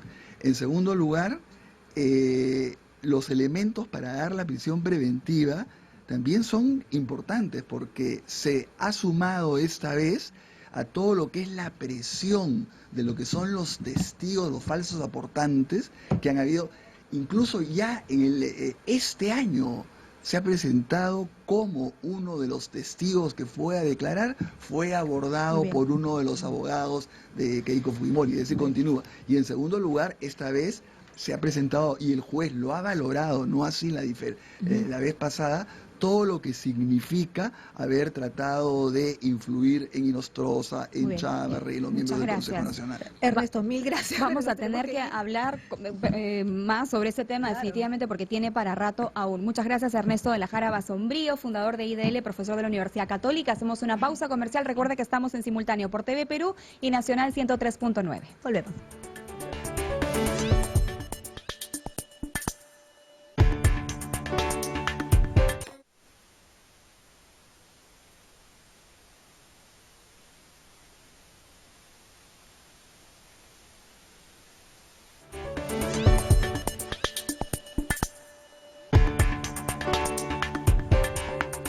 Bien, estamos ya de vuelta en Diálogo Abierto por Nacional 103.9, en simultáneo también ahora, a partir de hoy. A partir de hoy, claro. Por TV Perú y todos los sábados desde 8 de la mañana a 10 de la mañana. Vamos a hablar de otro tema que es muy importante y tiene que ver con la educación en nuestro país, la educación superior a nivel de institutos y escuelas de educación superior. Carla. Así es, hay que recordar que esta semana se dieron decretos de urgencia, entre ellos algunos referidos a la educación, y este es uno de ellos. Esta mañana estamos con Patricia Andrade Pacora, viceministra de Gestión Pedagógica del Ministerio de Educación, justamente para hablar de eso. ¿Cómo está? Viceministra, bienvenida. Buenos días, muchas Buenos gracias. días. Cuéntanos un poco los lineamientos de este decreto de urgencia, el 017-2020. ¿De qué trata? El decreto de urgencia lo que ha buscado es mejorar el proceso de licenciamiento de los institutos de educación superior, pedagógica y tecnológicos. ¿En qué sentido se ha mejorado? En primer lugar, lo que estamos haciendo es ampliar el plazo de evaluación de los expedientes que presentan los institutos. Anteriormente era 90 días, ahora es 120 días. ¿Y por qué era importante ampliar este plazo? Porque el proceso de evaluación de expedientes tiene varias fases, ¿no? Los institutos cuando se inscriben entregan un expediente con una serie de evidencias sobre sus condiciones, sobre las condiciones básicas de calidad. Este expediente pasa a un proceso de revisión documentaria y luego se programa una visita a los institutos para verificar que dichas condiciones efectivamente están funcionando. Luego de ello hay un proceso de levantamiento de observaciones. A lo largo de este proceso son muchos envíos de información y de actualización de los expedientes. Se demostró por la experiencia que los 90 días no eran suficientes y el problema es que nosotros teníamos un silencio administrativo positivo. ¿Qué significa eso?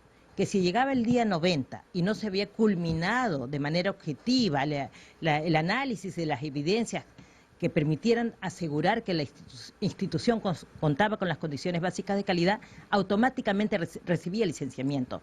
Como comprenderán, allí hay un riesgo de afectación. Como en los colegios, era igual. Exactamente, es la misma situación. ¿Cuáles son estos considerandos de calidad que ustedes toman en cuenta al momento de otorgar o de negar el licenciamiento a estos institutos Ese superiores? es un segundo elemento de mejora que introduce el decreto de urgencia. Hasta el año pasado eran 5 condiciones básicas de calidad. Una tiene que ver con la existencia de programas, los programas académicos que fueran suficientemente consistentes y que respondieran a las demandas de empleo laboral, porque para eso es que se forma también, obviamente, los estudiantes. En segundo lugar, que contaran con los docentes en la cantidad y calidad necesaria, suficiente, para dar los cursos contemplados en el programa. También que contase con la infraestructura adecuada en términos de seguridad y de condiciones idóneas para el aforo, ¿no? Garantizando el aforo adecuado para los estudiantes, con accesibilidad suficiente en todos los casos. Una cuarta condición es el equipamiento. Sobre todo en el caso de los tecnológicos es muy importante. Estamos hablando de carreras como robótica, mecánica automotriz. Y es fundamental que el estudiante no aprende teóricamente, aprende practicando. Entonces, los laboratorios, contar con el equipamiento necesario para que los estudiantes practiquen es otra condición. Y finalmente, la gestión, que se refiere a que la institución contase con sus planes de desarrollo institucional, con una ejecución presupuestal transparente, ¿no?, etcétera. Esas eran las 5 condiciones básicas de calidad con las que se licenciaban los institutos hasta el año pasado. Ahora. Sin embargo, efectivamente, nosotros estamos apostando por una reforma de la educación superior, que implica que todas las opciones de educación superior, universitaria, tecnológica, pedagógica, artística, tengan el mismo valor y sean rutas posibles, alternativas interesantes y de calidad para los estudiantes. En las universidades se contaba con 7 condiciones de calidad. Entonces lo que hemos hecho es incrementar 2, que por otro lado sí estaban contempladas, pero no suficientemente. Uno es el rubro de investigación. Es fundamental que los estudiantes, a lo largo de su formación, puedan desarrollar competencias, capacidades que les permita conocer, investigar, hacer estudios de mercado, identificar si su servicio realmente está respondiendo en la calidad necesaria, etcétera. Y la 7ª condición de calidad tiene que ver con servicios de bienestar dirigidos a los estudiantes, que cuente con servicios de salud. Imagínense si hay una emergencia, si hay un desmayo, que esté el puesto ahí suficiente, el personal dispuesto a atenderlo, y que cuente con servicios de soporte socioemocional y psicopedagógico. Ahora, al querer poner estos 2 requisitos, sí, de alguna manera van a estar en el mismo nivel, o sea, usted más o menos lo ha adelantado, sí, pero en la práctica y en la teoría van a estar en el mismo nivel, es decir, a veces hay padres que prefieren llevar a sus hijos a una universidad que no necesariamente sea la mejor, pero es universidad, a ponerlo en un instituto técnico bueno, porque el cartón de la universidad pesa más que un instituto tecnológico. Sí. Entonces, porque no están en el mismo nivel, en el mismo rango. es cierto. ¿Este es el objetivo? O sea, a nivel práctico y Precisamente, teórico. efectivamente, el propósito es llegar a un nivel de fortalecimiento de la educación superior tecnológica, pedagógica, artística. ¿Y qué significa el fortalecimiento? Evidentemente, además de contar con este primer peldaño de la calidad, ¿no?, que cuente con su licenciamiento, quiere decir, este instituto es de calidad, cuenta con las condiciones. Pero evidentemente, y sobre todo para el servicio público, tiene que haber una inversión importante en las instituciones. Por poner un ejemplo, en los últimos 3 años en las universidades públicas, que son 52, se había invertido 1.000 millones de soles. Eso es lo que ha posibilitado que un alto número de estas se puedan licenciar. En el caso de los institutos, y estamos hablando de 350 institutos tecnológicos públicos y 102 pedagógicos públicos. Perdón, ¿cuántos? 102 pedagógicos públicos, estoy hablando de una cifra de los públicos. La inversión no ha superado los 60, 70 millones en los últimos 2 años. La desproporción es significativa. Entonces, ¿qué nos hemos propuesto hacer? Además de mejorar el licenciamiento, las condiciones de licenciamiento, fortalecer a los institutos. ¿Cómo? Estamos destinando una inversión de 100 millones de soles para este año. Ahora, ustedes apuntan a que el otorgamiento de licenciamiento en el caso de institutos superiores también esté a cargo de la SUNEDU. Efectivamente, la perspectiva es esa. Ustedes recordarán seguramente que el año pasado la ministra anunció, ¿no?, el propósito, el interés. ¿Por qué? Es fundamental que el proceso de licenciamiento, que es una verificación de las condiciones de calidad, esté a cargo de una entidad autónoma e independiente del Ministerio de Educación. El caso de las universidades, el Ministerio de Educación tiene un rol de fomento, de mejora de la calidad, y tenemos a una SUNEDU, que es una entidad autónoma, que hace la evaluación. En el caso de los institutos, el Ministerio de Educación tiene las funciones de fomento y tiene las funciones de evaluación. Entonces, como muchos han dicho reiteradas veces, no puede ser el ministerio juez y parte. Ahora, ustedes están ya elaborando este proyecto de ley. ¿Cuándo lo van a estar presentando? Sí, este va a ser un proyecto de ley que lo vamos a presentar, es nuestra intención en cuanto el Congreso entre en funciones, y para ello precisamente es que estamos teniendo estas otras medidas de fortalecimiento. Quiero regresar al tema de la inversión que vamos a hacer este año, si me permites. 100 millones, ¿no? Son 100 millones. ¿Cómo se va a concretar? Está destinada principalmente para mejoras de infraestructura y de equipamiento. Y para ello, los gobiernos regionales, que son responsables de los institutos, van a hacernos llegar expedientes técnicos. El plazo es hasta el 7 de febrero. Donde esté un plan, ¿no?, que debe ser viable para dicha mejora, con los costos estimados. Se ingresa a una etapa de evaluación de dichos expedientes, de manera tal que esperamos que a fines de marzo, a más tardar, estemos ya concretando los convenios con los gobiernos regionales, y a más tardar en abril se realice la transferencia de los montos. Estos montos van a ser asignados a cada instituto en función del expediente que presenten. Bien.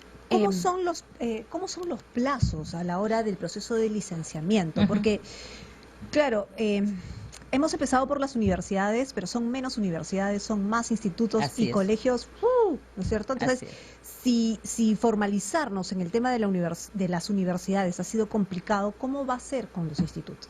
Bueno, los institutos ya se verían licenciando desde el año 2018, ¿no? Actualmente tenemos 70 institutos licenciados, de los cuales 6 son tecnológicos, de los cuales 6 son públicos y el 64 son privados. Pero nuevos requisitos. Ahora vamos a tener Claro. 2 requisitos adicionales, ¿no? Y habrá un plazo obviamente de adecuación para estos. Pero como yo les decía, son 350 institutos tecnológicos públicos y 102 pedagógicos públicos. Hasta ahora no tenemos ningún pedagógico licenciado, ni privado ni público. Entonces, ¿cuál es el proceso que genera el decreto de urgencia? Hasta el mes de diciembre, es más, hasta el día de la publicación del decreto de urgencia, nosotros hemos recibido expedientes para el licenciamiento tanto de los tecnológicos como de los pedagógicos. Esos van a culminar su proceso de licenciamiento con las condiciones previas, ¿no es cierto? Es a partir de el decreto de urgencia va a pasar para un proceso de reglamentación que debería estar publicado a más tardar el 4 de marzo, tanto el reglamento como las normas técnicas del nuevo modelo de licenciamiento. En estos momentos estamos en un periodo que se denomina ventanilla cerrada. ¿Qué quiere decir? Que hasta que sale la norma técnica y el reglamento no se van a recibir nuevos expedientes. Es recién al día siguiente de la publicación del reglamento y la norma técnica que se abre la ventanilla y nuevos institutos nos alcanzarán sus expedientes para el licenciamiento respectivo. Viceministra, ¿cómo es el procedimiento en caso se le deniegue el licenciamiento a un instituto superior o a una escuela de educación superior? Sí. Tenemos el ejemplo de lo que pasa con las universidades, en el caso de la SUNEDU, y se les da 2 años para, digamos, dejar de operar, pero a partir de ese momento ya no pueden seguir admitiendo alumnos, ¿no? Sí. ¿Es algo similar o cómo A ver, es? vamos a explicar. En el caso de los institutos, tanto públicos como privados, si reciben la denegatoria de licenciamiento, inmediatamente tiene la oportunidad, pasa un periodo del plan de adecuación, del plan de actualización. ¿Qué significa? Que recibe el instituto un informe con las recomendaciones, señalando estas son las condiciones que no se han cumplido por tal y tal razón. Este plan puede implementarse a lo largo de un año y el instituto tiene la opción de mejorar las condiciones y volver a presentar el expediente. Una vez que presenta el expediente, se evalúa si efectivamente ha logrado subsanar los problemas, las deficiencias encontradas, recibe licenciamiento. Caso contrario, ahí recién sí recibe una denegatoria que es definitiva y entra un periodo de planificación del cese de actividades. En ningún caso cierra automáticamente porque no podemos afectar a los estudiantes que están ahí, ¿no? Entonces, pero eso sí, efectivamente, al igual que en el caso de las universidades, deja de convocar a nuevos procesos de admisión. Y como en las universidades también se hacen responsables de haber estafado, por ejemplo, para decirlo con estas palabras, a los estudiantes, es decir, porque los estudiantes van a tener que terminar su carrera en otros lados. ¿Cómo va a ser ese proceso? Efectivamente, una vez que un instituto recibe una denegatoria ya por segunda vez que es definitiva y entra a su proceso de cese de actividades, lo mismo sucede con las universidades. Un primer mecanismo es que se realicen convenios entre los institutos, con institutos que sí están licenciados, de manera que los estudiantes puedan trasladarse. Ahí se brinda facilidades para ese efecto, ¿no? Si fuera, ese es principalmente el mecanismo, ¿no? Y por eso se da el periodo suficiente. Evidentemente lo que se busca es que a lo largo de los 2 años en el que transcurre el periodo de cese de actividades, los estudiantes que están por culminar puedan lograr eso y su título, su certificado, el que recibe, son válidos. Ese reglamento permite que, estoy pensando a futuro, ¿no? Sí. En las vivezas del futuro. Sí. Que un instituto licenciado y otro que no se haya licenciado puedan aliarse para no perder uno, No, que eso han querido hacer en las universidades. ¿No? claro. Fusionarse, ¿no? Así es. El instituto, como la universidad que está licenciada y que puede recibir nuevos estudiantes de la universidad no licenciada, pero si hubiera esta suerte de convenio, tendría que volver a licenciarse porque va a tener nuevos programas, una mayor cantidad de estudiantes, entonces va a tener que demostrar que está lista para recibir la cantidad de estudiantes, los programas que va a dar, ¿no? Eso es importante. Hay un asunto más que sí me parece importante también precisar, si me permiten, Por favor. y es el siguiente. Nosotros reconocemos que los institutos de gestión privada, sobre todo los buenos, en particular los buenos, se han sentido muy preocupados por este decreto de urgencia, por el silencio administrativo negativo. Hay agrupaciones de institutos muy serios, nos hemos estado reuniendo con ellos, el Ministerio tiene una política de puertas abiertas y de diálogo, Y su preocupación ha sido eso, ¿no? ¿Qué va a pasar por qué si ya he estado licenciado tengo que renovar mi licencia, ¿no? ¿Y qué pasa con los 120 días y el silencio administrativo negativo? Lo que ocurre en realidad es que no cesa sus actividades. Un silencio administrativo negativo significa que no está licenciado, pero tampoco es una denegatoria. En realidad es sobre todo una obligación, permite tener unos días más para que el Estado, el Ministerio de Educación, pueda emitir un informe. Nosotros sí estamos obligados a emitir un informe de licenciamiento denegatoria. Pero a veces la carga burocrática, y creo que esa es la preocupación, Sí. la carga burocrática puede hacer que no solamente sean unos cuantos días, Sí. sino que pueda pasar muchos meses, teniendo en cuenta que son varios institutos. Dos datos. A ver. El primero es que el funcionario que es responsable del expediente, desde el día 121 comienza a tener responsabilidad administrativa, que le llamamos, ¿no? Es decir, sí puede ser sancionado si se verifica que la demora ha sido por un tema de responsabilidad, porque también es cierto que, como les comentaba al inicio, que el proceso de licenciamiento permite que el instituto pueda presentar nuevas evidencias las veces que sean necesarias y nos obliga a nosotros a recibirlas. Entonces, en primer lugar, no es así tan sencillo que un funcionario pueda extender el plazo de manera irresponsable, pero lo segundo es que, de acuerdo a la Ley General de Procedimientos Administrativos, sí hay un plazo perentorio. La extensión no puede pasar del día 30, es decir, después del día 120, máximo en 30 días, el Estado tiene la obligación de emitir un informe, sea dando el licenciamiento o una denegatoria. Correcto. Ahora, me gustaría pasar al otro decreto de urgencia, Sí. que ahora tiene que ver con colegios. Así es. ¿No? Colegios que brindan educación privada. Porque, claro, se entiende que el objetivo, tanto en institutos de educación superior, escuelas y colegios como universidades, es justamente evitar la informalidad Así y que es. los niveles de educación sean los óptimos. Porque si no, finalmente vamos a tener chicos que no están preparados para afrontar los trabajos o las obligaciones laborales que se les pueda presentar. Quiero hablar del decreto de urgencia 002-2020, que es justamente marca los lineamientos para el tema de los colegios que brindan la educación en sistema privado, ¿no? ¿Cuántas veces los papás van a un colegio, hacen un esfuerzo por creer que es mejor que el colegio público, pagan una mensualidad y de pronto no tienen los estándares mínimos necesarios para que su niño salga bien educado de ahí? Efectivamente, en el caso de los colegios hemos emitido este decreto de urgencia en diciembre del año pasado. ¿Qué es lo que se busca? Al igual que en el caso de los institutos, eliminar el silencio administrativo positivo, hay un silencio administrativo negativo, y sobre todo salvaguardar la calidad del servicio educativo que ofrecen. Además, entre otras medidas, está la obligación del colegio de informar a los padres de familia si tiene la intención de incrementar el monto de matrícula. Ustedes saben que lo que ocurría hasta el año pasado es que muchas veces las familias, el día que iban a matricular a sus hijos o pocos días antes, se enteraban que la pensión se había incrementado, cuando ya no tenían posibilidad de buscar otro colegio al cual llevar a sus hijos, ¿no? En el caso, estamos hablando de los privados. Lo que el decreto de urgencia establece es que es la obligatoriedad de avisar con por lo menos 30 días de anticipación a las familias si tiene el colegio intención de incremento de la cuota de pensión y de matrícula.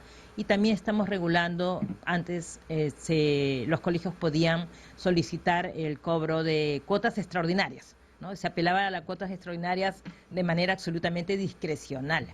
Esto se ha eliminado en este caso. ¿La cuota de ingreso se refiere? No, me estoy refiriendo a cuotas extraordinarias a lo largo del año. ¿Quiere ¿no? decir que los colegios privados ya no pueden cobrar cuotas extraordinarias? No. Tienes la cuota de ingreso y tienes la pensión. Ahora, Es todo. pero ya Matrícula, cuota de ingreso, pensión. Es todo. Así es. Pero ya empezaron con los cierres de algunos establecimientos ilegales. Efectivamente. ¿Cuántos? O sea, Efectivamente, ¿cuántos han cerrado? se ha iniciado este proceso hace una semana. Tenemos, como se explicó en su momento, ¿qué sucede con estos establecimientos? Los establecimientos no estaban registrados, por eso no les decimos colegios.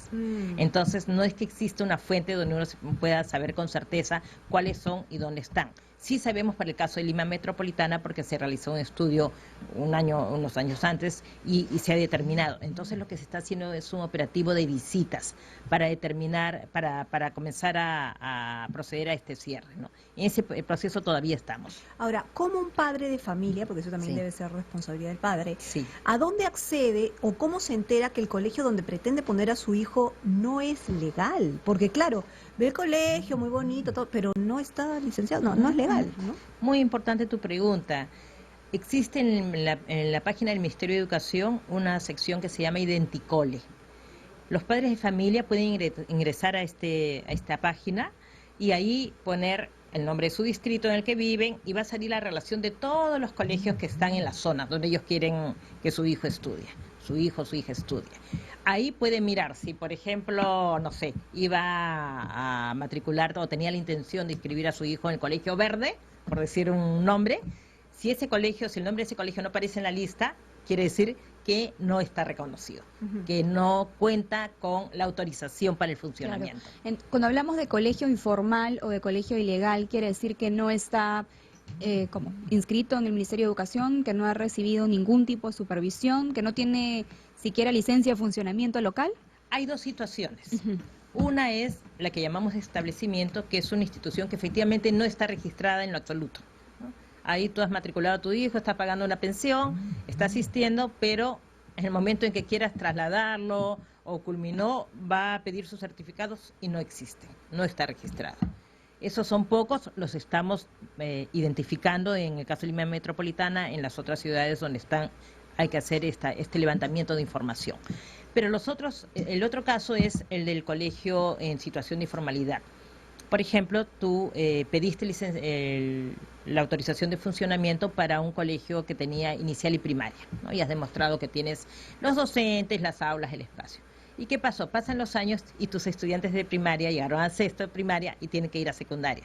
Entonces decido ampliar, ¿no?, mi local, construir un piso adicional y monto la secundaria, pero no he solicitado autorización para otorgar el nivel de secundaria.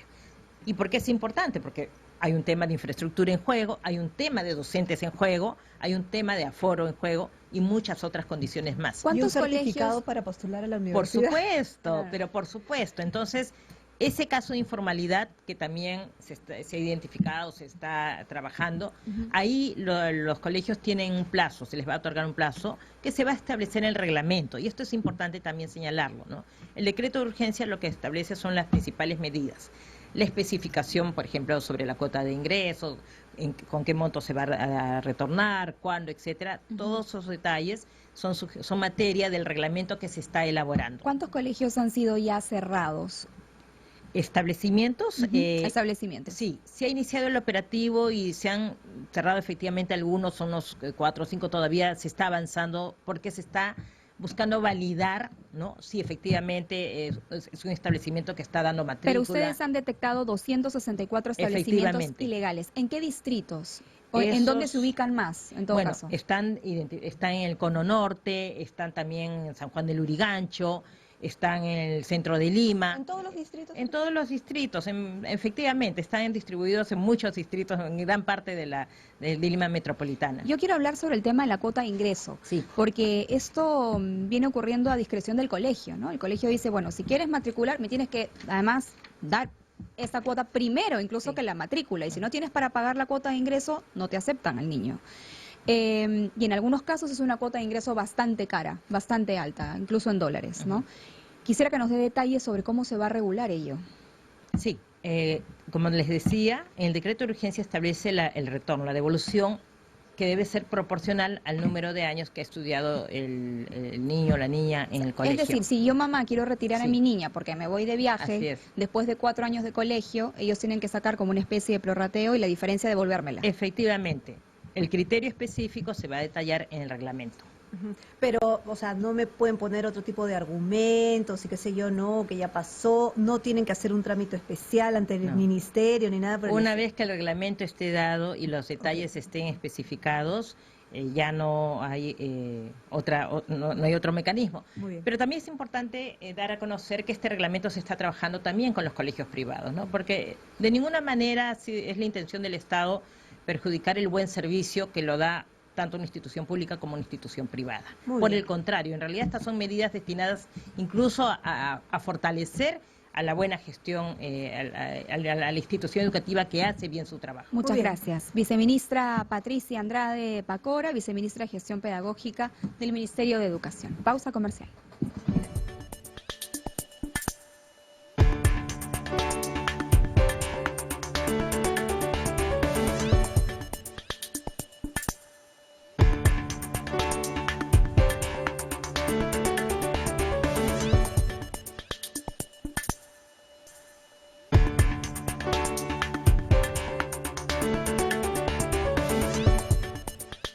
Vamos a hablar ahora en diálogo abierto, que estamos en simultáneo por Radio Nacional 103.9 y también por TV Perú.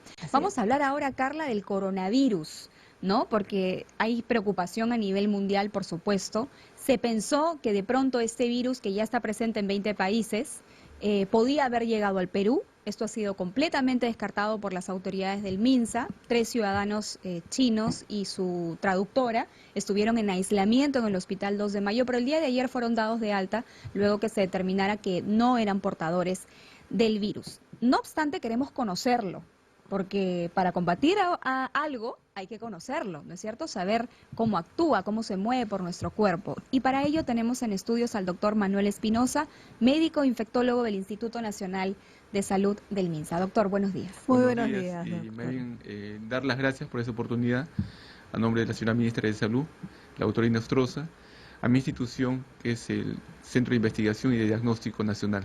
Ok, doctor, vamos al meollo del asunto, porque cuando estábamos conversando fuera de cámara, fuera de los micros, usted mencionaba un nuevo coronavirus y claro, nos llamó poderosamente la atención y dijimos, ¿cómo que nuevo coronavirus? A ver, explíquenos, existen varios, cientos. Exactamente, cada especie animal tiene sus propias enfermedades. Ujú. Los coronavirus son virus que dan enfermedades en diversos animales, pero son de ellos, se transmiten entre ellos. Ujú. El ser humano tiene desde hace muchas décadas sus propios coronavirus. ¿Qué daban nuestros coronavirus usuales? Resfriado común, un poquito de malestar, sensación de que no quema, tiene fiebre, y estornudos, un poquito de tos y listo. Ahí Ya. terminaba todo. Una gripe, No, resfriado. resfriado. La gripe es diferente, la gripe no da estornudo, la gripe no da escozón en la garganta, la gripe da malestar intenso, la cabeza quiere reventar y mi cuerpo pide cama. Ok. Y voy a la cama y no quiero nada, tengo náuseas y después de varios días recién empieza el problema respiratorio que puede progresar y hacerse grave también en Claro, algunas es como personas. cuando sientes que te han dado una paliza, pero no te la han Exactamente. dado y dices, pero no sé qué me pasa, y es la Exacto. gripe. Y a eso le decimos nosotros, un término médico es síndrome gripal, que muchas enfermedades pueden producirlo. Ok, regresemos al coronavirus entonces. La primera variante de coronavirus apareció en el mundo el año 2002, justamente en China, en Beijing, en Pekín. Y el año 2003 empezaron a morir adultos mayores en una cantidad más de la esperada. Y hubo un infectólogo, el doctor Carlo Urbani, que dio la alerta diciendo, esto no es influenza, ese es un nuevo virus.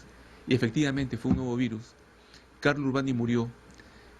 Él estaba con muchos pacientes, en un momento dado se descuidó, se infectó, enfermó y luego murió. ¿Cuál fue la variante? La variante fue en aquel momento conocido como coronavirus tipo 4 humano, SARS, ¿no? Síndrome respiratorio agudo grave.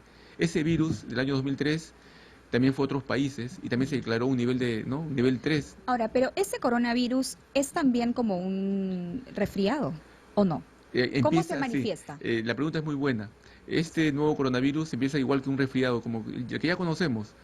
Un poquito de malestar, dolor de cabeza, estornudos, pero después de 3 días, en algunas personas empieza a presentarse tos seca, y a las pocas horas empieza a presentar dificultad respiratoria.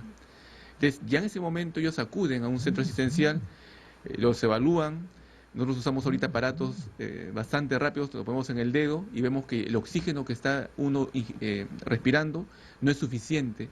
Y de 99% baja a 96%, 90%. Entonces, le damos un término que pasa algo en su respiración.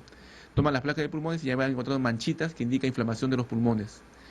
Pasan horas y está peor el paciente.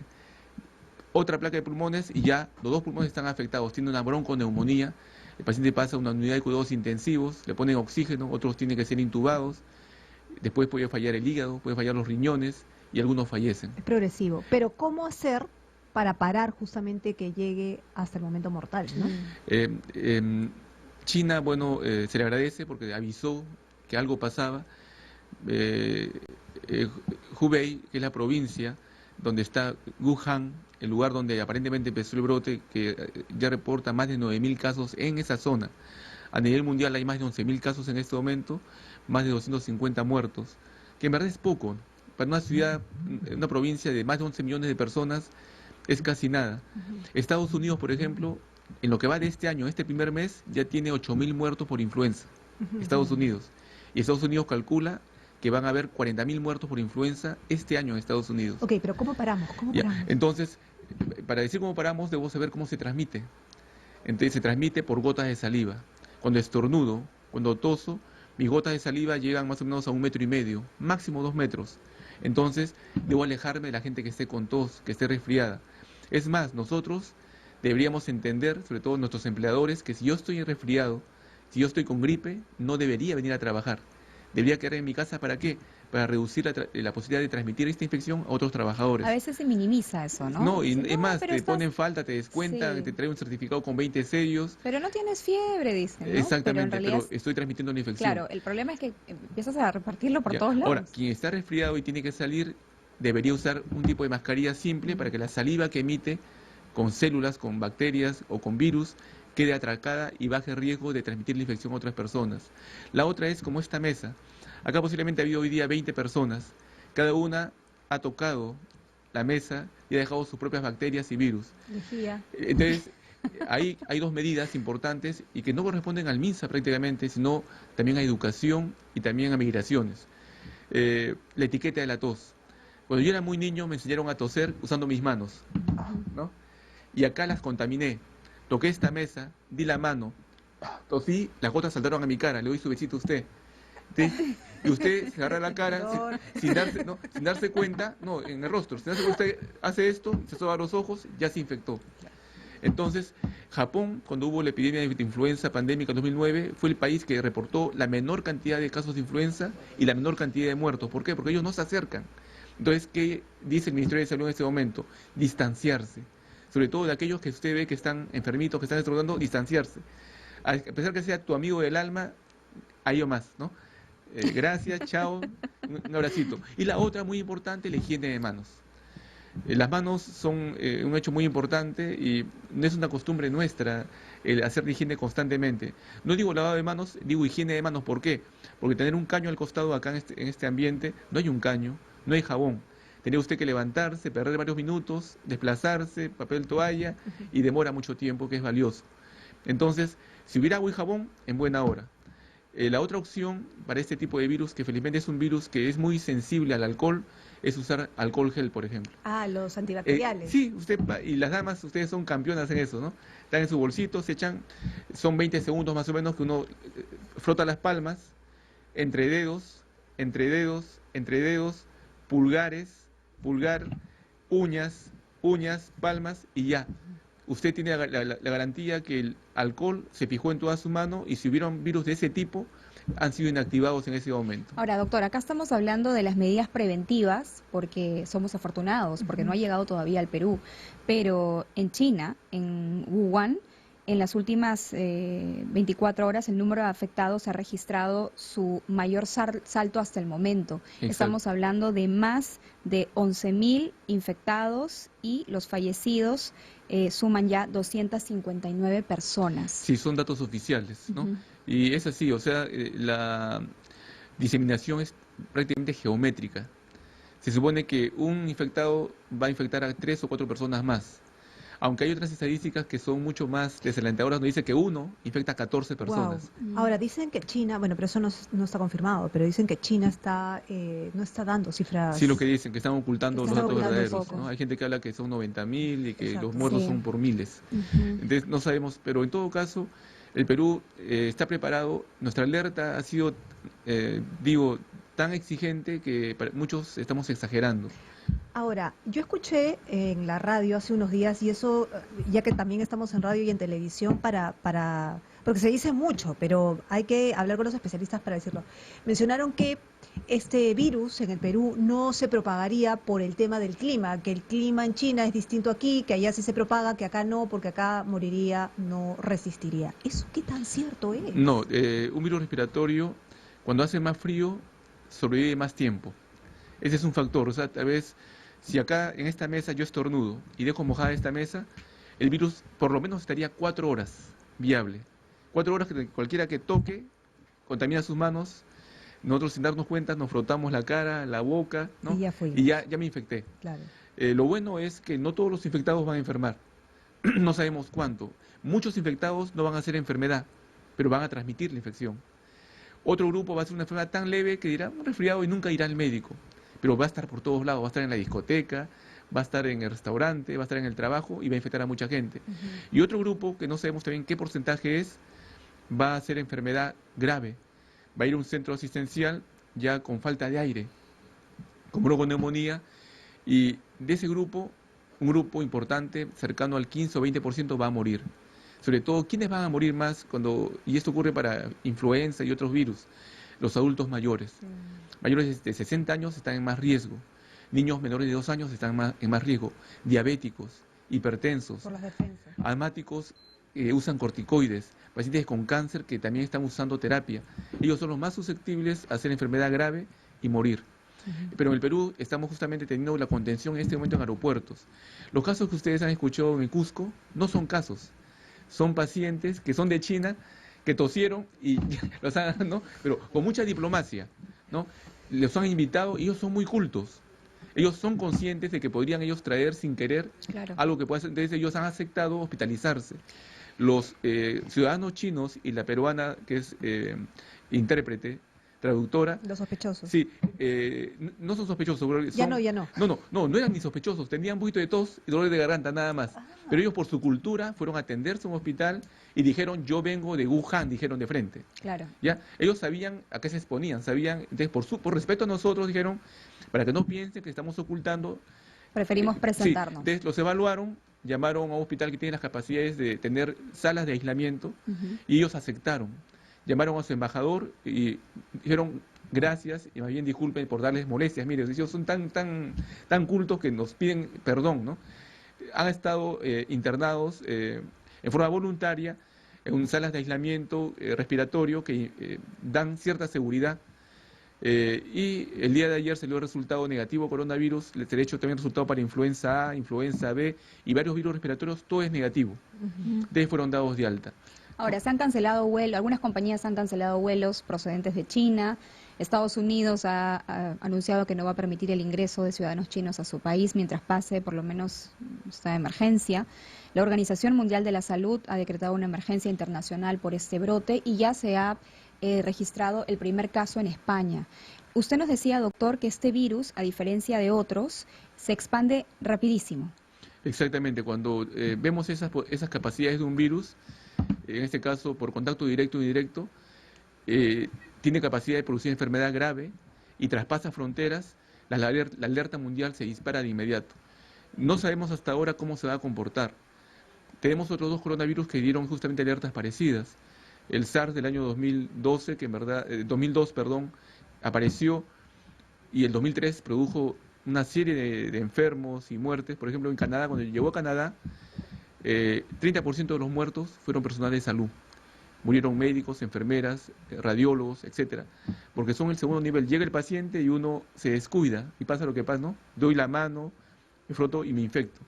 Pero felizmente ese coronavirus, ese mutante, conforme pasó de ser humano a ser humano a ser humano, bajó su capacidad de producir enfermedad grave, felizmente, y se extinguió, entre comillas. Esta variante no sabemos cómo se va a comportar. No sabemos si al pasar de ser humano a ser humano va a bajar su capacidad de producir enfermedad grave o de repente ocurre la inversa, va a ser más fuerte, más potente. Por lo tanto, cuidar las fronteras es muy importante. ¿Cómo va a llegar al Perú este virus? Con alguien que venga de China, con alguien que traiga en el cuerpo el virus, aún sin ningún síntoma. Por eso estamos extremando las medidas, por eso es que departamentos como el Cusco, que es muy turístico, que ya muchos ciudadanos asiáticos, entre ellos llegan directamente de China, están extremando sus medidas. No hay ningún caso, vuelvo a repetir. No hay casos, no. El caso sería que el paciente chino llegue con una neumonía, después avance, vaya a unos cuidados intensivos y viene de China, sería un caso. Ahora, Este es más que un paciente en investigación. ¿Deberíamos cerrar nuestras fronteras a los Estados Unidos? Yo pienso que no, porque aún cerrándolas, la migración va a seguir por diversos canales. por vía marítima. Hay barcos chinos, Sí, digamos. vienen trabajadores, vienen diversas empresas pesqueras, pero por barco sabe usted que son demasiados días, y por vuelo, cuando yo viajé hace muchos años a Asia, son cerca de 25 a 28 horas de viaje, ¿no? Entonces, por barco son días, semanas de viaje en donde si ocurre esto, en el viaje, si se enferman, van a llegar ya prácticamente sin capacidad de infectar a las personas. ¿Qué pasaría si aparece un caso de coronavirus? ¿Dónde voy? ¿Qué hacer? ¿Dónde? Sí, ¿cómo hacemos? Tengo entendido que se han activado, al menos por parte del MINSA, pero vuelvo a repetir, este es un trabajo de varios sectores. Por ejemplo, ya tiene Migraciones, tiene su trabajo, ahí está Transportes y Comunicaciones, Educación tiene su trabajo. El MINSA ha activado 10 protocolos. 10 protocolos pensando en el peor escenario. Por lo tanto, ya sabemos qué hacer cuando el paciente llegue. El paciente va a ser transportado con seguridad, ambulancias que están preparadas, con personal entrenado. Ya sabemos a qué hospitales van a llegar. Solamente van a llegar a hospitales que tienen capacidad de aislamiento respiratorio. Por ejemplo, el Hospital Nacional 2 de Mayo, que tiene salas de aislamiento respiratorio con presión negativa. ¿Qué es presión negativa? Que en ese cuarto nada sale. El sistema aspira todo lo que pueda haber para evitar que contaminen otros ambientes. Y por supuesto, hasta se están preparando protocolos en caso que fallezcan los pacientes, su traslado a salas de necropsia y cómo manejar los residuos hospitalarios. Yo sé que es duro escuchar esto, Sí, pero claro, pero lo estamos preparando. No es nuevo para nosotros, tenemos Ahora, ya protocolos que están en práctica. Si se confirmara un caso de coronavirus en el Perú, ¿estaríamos hablando de un brote de la enfermedad o sería muy aventurado decir una cosa así? Ya, cuando ocurre una enfermedad nueva, como este caso nosotros le hemos llamado nuevo coronavirus 2019, un solo caso se convierte en un brote. Y eso activa la alerta a un nivel superior. Un solo caso es Sería un brote. Por lo tanto, ¿por qué? Porque cuando detecto este primer caso, al instante el sistema ya tiene el listado de los 40 contactos que tuvo. Y de inmediato nuestro sistema busca uno por uno y los invitaría a internarse en una sala de aislamiento para ver el control, ver si ellos se enferman o no se enferman, para hacerles exámenes y después de terminado ese tiempo de, vamos a llamarle cuarentena, volver a sus domicilios. Entonces, en este caso, para cualquier enfermedad nueva, un solo caso para un país donde no existía esta enfermedad se convierte en un brote. Ahora, supongo que una persona que tiene las defensas bajas es más susceptible a que el coronavirus lo mate. ¿O no necesariamente? Sí, no, tiene razón. ¿No? Para empezar, todos somos susceptibles de infectarnos. O sea, cuando tengo este microbio, entra en mi cuerpo y se empieza a reproducir dentro de mí, eso ocurre con el coronavirus, yo me infecto. Pero cuando me enfermo, los más débiles van a hacer enfermedad grave y se van a morir. Eso es cierto. O sea, hablan, y por ejemplo en el caso de niños o de adultos mayores, que son, digamos, una población más Vulnerable, ¿no? vulnerable. Eso podría ocurrir. Por lo tanto, eso se va a extremar. Se va a extremar y justamente cuando ocurra, la noticia va a ser distanciamiento. No hay vacuna, lamentablemente. Ay, justo lo que le iba a Sí, preguntar. sí, no hay vacuna. Si yo, bueno, que he trabajado en investigación, justamente en ensayos clínicos con seres humanos, quiero sacar un nuevo producto biológico, un récord fue la vacuna contra el virus pandémico de influenza H1N1. Se produjo en 9 meses. Y esa primera vacuna incluso no fue perfecta. Tuvieron que retirar todo el lote y sacar después de unos meses la vacuna que sí hacía efecto. Entonces, dicen en este momento que China ha avisado que tendría una vacuna en 4 meses. ¿Podrá hacerlo? Posiblemente sí, no sé en este momento. Entonces, en ese momento ya tendremos la capacidad de vacunar, inmunizar a nuestra población vulnerable. Mientras no hay vacuna, ¿qué se hace con el paciente? Porque, claro, usted nos ha hablado de cuál es el proceso en que el paciente se va enfermando y cuántos órganos van interviniendo en esta infección.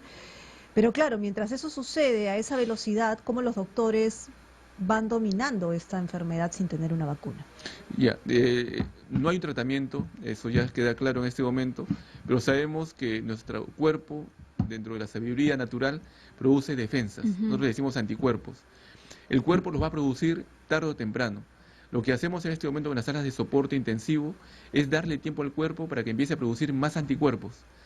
Y en algunas personas esto es rápido, en los más vulnerables demora. Entonces el soporte va orientado a darles hidratación, alimentarlos, ponerles equipos de ventilación.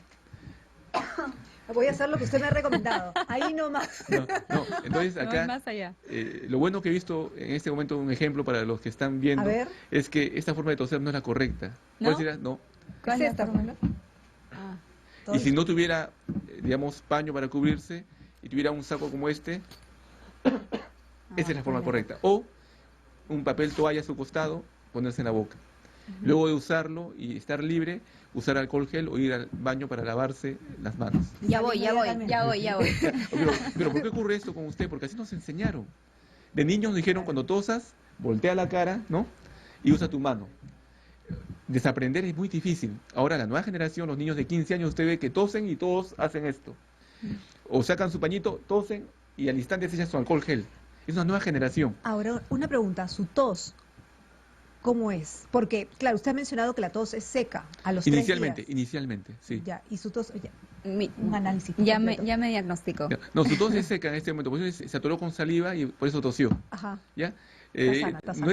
O sea, no es el caso de aquel que está, pues ya usted lo ve desencajado, Claro, ¿no? claro. Incluso respirando un poquito más apresurado. Claro, no es solo tos, en todo No, caso, no. Es todo son un varias síntoma, cosas. todo un Exactamente. síntoma. Es como que de repente yo voy a Machu Picchu en este momento, doy 2 pasos y me van a ver a mí con falta de aire. Ustedes van a decir, está con neumonía y me van a llevar de inmediato, ¿no? Que podría ocurrir, ¿no? Pero justamente vuelvo a repetir, nuestra alerta ha sido ubicándonos en el peor escenario, que sí sea.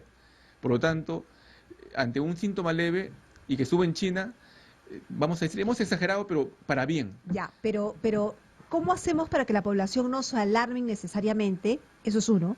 Y 2, ¿cómo hacemos con la población que está más lejos de los hospitales, que están más armados para recibir el caso de coronavirus? En verdad, la forma de pensar es un poquito diferente. Yo preguntaría, ¿cómo llegaría el coronavirus nuevo al Perú? Por vía aérea. Que si usted se da cuenta en este momento se han activado varias alertas en diversos aeropuertos del país, sobre todo donde llegan vuelos internacionales.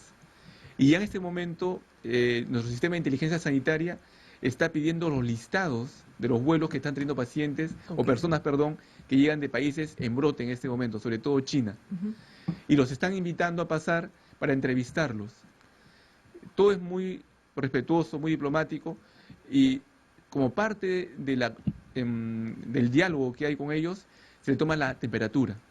Si está febril, se le dice que está con fiebre y que podría ser que tenga una infección respiratoria, y se les invita a internarse en una sala que tenga aislamiento respiratorio. Y no fracasamos en esto. Hay gente muy culta, gente muy respetuosa que acepta de inmediato ir y estar hasta que le hagamos los exámenes. Bien, doctor. Entonces, vamos a repetir la información porque es importante. No se han confirmado casos de coronavirus en el Perú, por lo menos no hasta el momento. Los 3 ciudadanos chinos que estuvieron en aislamiento, ¿por cuánto tiempo? Estuvieron aislados 5 días. 5 días. Se ha determinado que tampoco tienen el virus, ni ellos, ni la traductora que los acompañaba. Entonces, podemos estar tranquilos, pero sin bajar la guardia, digamos. Claro, la tranquilidad estriba en que ustedes como comunicadores, y yo les agradezco mucho por esta invitación, a nombre de nuestra ministra de Salud, la doctora Inostroza, que ustedes comuniquen constantemente que la gente tiene que empezar a cambiar las prácticas, ¿no? Aquel que esté resfriado, por favor, que se quede en su casa idealmente, y si tiene que salir, use una mascarilla simple para que la saliva que él emite se atrape en esa mascarilla. ¿Cómo me lavo las manos? Porque es todo un trámite lavarse las manos, ¿no? La higiene de manos es, como le he dicho, son pasos sencillos. Ya. Con hoy jabón, me echo el jabón, el agua, mire, sobo las palmas primero, ¿no? Entre dedos, los pulgares, las uñas, y finalmente las palmas, y luego el agua corriente. O sea, yo garantizo que todo esto está limpio. Es la garantía. Igual es con el alcohol gel. La diferencia es que el alcohol gel no requiere agua. El alcohol gel nada más y luego se seca rapidísimo. Entonces eso me da cierta seguridad de bajar el riesgo de transmisión de una infección respiratoria. Y acá en su mesita, cada cierto tiempo pasar, no alcohol gel, sino alcohol simple para limpiarlo, porque felizmente este tipo de virus son muy sensibles al alcohol. Ya saben, hay que limpiar la Vamos mesita. a venir el otro sábado con el pañito. Exacto, y su alcohol gel para que podamos, el que viene acá también usarlo. En los ascensores también debería tener una botellita. dispensador. ¿Por qué? Porque el que toca el botón no sé qué agarró, no sé qué tocó. Tosió y agarró el botón. Entonces, toco el botón, alcohol gel, y tengo cierto grado de seguridad. Guantes, doctor, ya todos con guantes. Pero tampoco es seguro porque usted se protege, pero no protege al resto. Claro. Buen punto, ¿Ya? doctor. Entonces, Buen punto. yo siempre digo, pensemos en los demás. Está bien. No, es una parte de la cultura que yo creo que el peruano es una persona solidaria. Una persona que si tú le explicas las cosas correctas, la va a hacer. No somos malos, somos muy buenos ciudadanos. Somos una generación, la que va viniendo, que quiere hacer las cosas mejor. Y es nuestra esperanza. Como médico, yo quiero que mis alumnos sean mucho mejores que yo, que tengan mejor éxito que yo. Siempre digo que un médico, antes de ser médico, tiene que ser un buen ser humano. De ahí recién puede ser médico. Qué buen invento entonces el alcohol gel, doctor. ¿No? Qué buen descubrimiento, porque hemos Qué buen descubierto que descubrimiento. actúa muy bien. La lejía también actúa muy bien, pero es muy cáustica. Malogra y un olor que a veces es irritante para muchas personas. Y para las amas de casa, por ejemplo, que pueden estar escuchando, no solamente amas de casa, sino todos los que estamos en casa y podemos limpiar, ¿qué echar? ¿Lejía también? Claro, la solución de hipoclorito de sodio, que es lejía, es muy buena. Ya. Ya hay varias combinaciones de la lejía. Usualmente usamos de repente para el lavado de las verduras también, las frutas, soluciones, digamos, que se dejan por 20 minutos, luego se hace el enjuague, mata bacterias, no elimina parásitos, lamentablemente. Por ejemplo, la fresa es la fruta más contaminada, pero no tanto por las bacterias, sino por parásitos.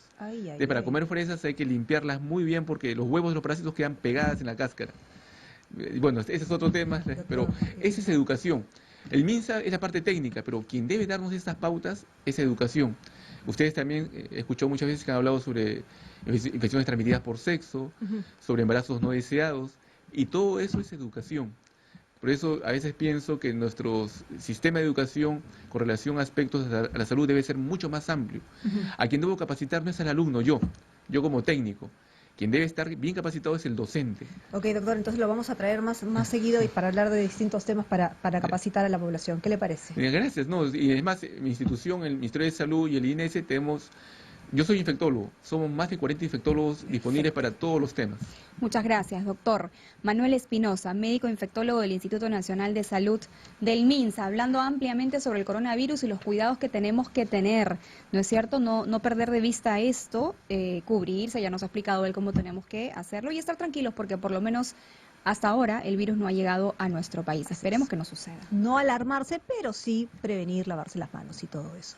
Bien, hasta aquí entonces Diálogo Abierto. Muy contentas nosotros porque ahora salimos por TV Perú también, así que esperamos que nos vayan acompañando, ¿no es cierto?, todos los sábados a las 8 de la mañana. De 8 de la mañana a 10 de la mañana, Diálogo Abierto en simultáneo por Nacional 103.9 y también a través de la señal de TV Perú. Muchas gracias por su sintonía y que tengan ustedes un lindo fin de semana. Nos vemos. Chao.